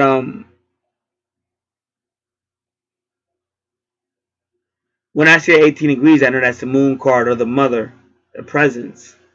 And see, because remember, Lilith is the moon too. She's the black moon, and she's also 25 degrees. And the mother. So like when Buster Douglas beat up Mike Tyson, that was right after his mother died. Because up until then, everybody was knocking Buster out. Like they were joking. They was like, man, Tyson gonna kill this dude. Because up until that point, everybody was beating Buster Douglas. So it wasn't nobody thinking about no Buster Douglas beat Mike Tyson. They was like, it ain't no chance in hell that Buster Douglas is gonna beat Mike Tyson. So if you watch, you probably seen the fight. But if you watch that fight on YouTube, it's on YouTube. They didn't take Buster seriously. He was standing there, he was ready to fight, and Mike Tyson was over in his corner joking with people, laughing, and everybody was acting like this fight gonna be over in less than a second. Because Mike was knocking people out in a second and stuff. So they wasn't taking Buster Douglas seriously. But his mother had died and stuff. And so finally, the officials wouldn't start the fight. Mike Tyson was goofing off. Nobody took that dude seriously. He was getting knocked out. Like everybody he fought was knocking out Buster Douglas. Everybody thought this was going to be a second fight. 1 second, half of a second. Nobody gave this man no respect. So he got sick of waiting in his corner. So he finally walked out to the center of the ring, bouncing, like ready to fight, letting them know I'm ready to go. So everybody looked at him like, what? Are you serious? Like, I know this dude didn't just disrespect Mike Tyson. Buster, you ain't got nothing for Mike. He gonna knock you out. You gonna come out here and who you think you are and stuff. So then that's when Mike Tyson came out, looking like Mike, looking all that, ready to go. So they finally got that fight started. And from the moment that bell rang, Buster Douglas was beating the crap out of Mike. And not only was he beating Mike Tyson, he was beating Mike Tyson with Mike Tyson moves, the triple combinations, all the stuff Mike was known for. Buster Douglas was beating him with his own game. Unbelievable. So I always knew that was a metaphysical fight. I knew for a fact that night Buster Douglas' mother, who had passed away, was fighting for him. So all I'm trying to tell you on your chart is like that. Now, I'm not saying nobody deceased or nothing like that. I don't know. But on your chart, if that's what Pluto is doing, and you got to remember that the Pluto is the underworld. Scorpio is the constellation. Also, myastrologybook.com will tell you that Pluto is the planet of the black people. So when it comes to soul reincarnation, there is a connection between the moon, Scorpio, and Pluto. Just like if you listen to Ayman Atali, Aital Imani, I say it backwards. I always say it backwards. But anyway, he says how Stevie Wonder was in a bad accident where Stevie Wonder actually died for a period of time. I don't know how long. And they could prove that at that time he went to the Sirius constellation. And when he went to the Sirius constellation, he got all this information. And when he came back, it was a different Stevie Wonder. Like as far as metaphysically understanding the universe, understanding who we are, our connection to the universe. Like that stuff you got to really want to study and listen to. Otherwise, when they hear me say it, they think I'm stupid. But if you study, you find out it's true. So so that's what I'm trying to tell you. You got going on in your ninth house. And like I said, for all I know, your mom's might have a strong Sagittarius somewhere on her natal chart. You understand? But you see that. So if that's what's going on in your ninth house, this is a karmic reward. Because that might have been like a Buster Douglas' mother saying to him, you know, I know you're a hard fighter. I know you trying hard. And I know you're going to be somebody and stuff like that. And I'm not going to let you lose this fight. Because he's darn sure didn't. That's why when I heard that, because I didn't even watch it. So I remember the job I worked at, I remember. I seen a dude that I went to school with. He was a year older than me. I just looked at him. Because I didn't watch the fight. I didn't know or whatever. So I seen that dude. I said Mike Tyson killed him, didn't he? He said, man, he whipped Mike Tyson's ass. I said, man, you serious? I like, you serious? He like, yeah. I said, what? I can bust a duck. What?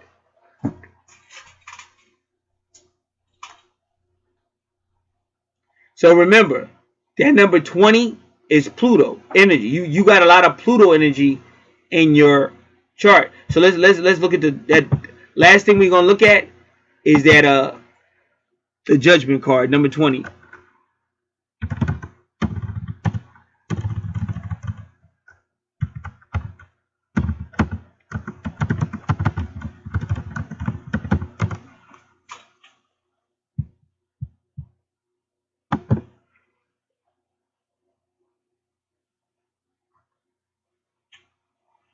Because they may not say it's a karmic card, but it is.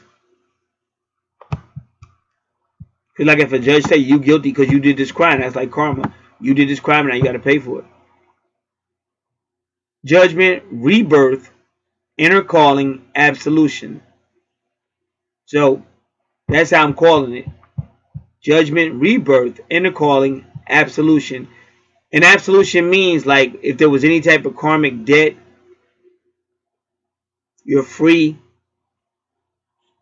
of it, or you met your karmic debt or whatever, and now you can move on. So that's good. I'm glad you got your solar return because this is promised within the year. But make sure you listen to everything. I said a lot of stuff was said, so it's all going on. Like a reading like this one, you listen to the information and you apply it as you know it to be true. Because some of the stuff may have already happened. Some of the stuff may be about to happen. But now you know it's a solar return, so it's saying within the year. But your career will definitely see a lot of blessings. A lot of blessings. That's all I can call it. A lot of blessings. But I still say it's still based on you doing something about all that other stuff. So don't like I said, if a year went by and you be like, man, ain't nothing changed, probably because you ain't do nothing with the repression or stuff like that. So it's still stuff you got to do. So I gave you all the zodiac signs, and this is why I keep telling people you need to be taking notes because this is how you look out for it. Gave you all the zodiac signs, explained everything, the houses, gave so you know what to look for, where to look for it, and things like that. So again, in my opinion, in my analysis, as long as he's working on his repression, and if you do got something going on with this other person, clean that up. Clean that up. Make sure it's not all emotional and fighting each other and driving each other crazy. But if you're working on these things and doing what was suggested here, that Sagittarius energy, that ninth house energy, that Jupiter energy is going to bless you unbelievably this year. It's been a pleasure. Remember, there's sales going on. You'll probably hear this. Remember, so there's weekend sales going on. All that stuff's on the channel. Archangel, Revelations, and Prophecies 444. Make sure you have the most recent services offered and priceless. And whenever you come to the channel, you can always open the channel up a little bit because there's always something about what's being offered or what's new going on and stuff like that. It's been a pleasure. God bless.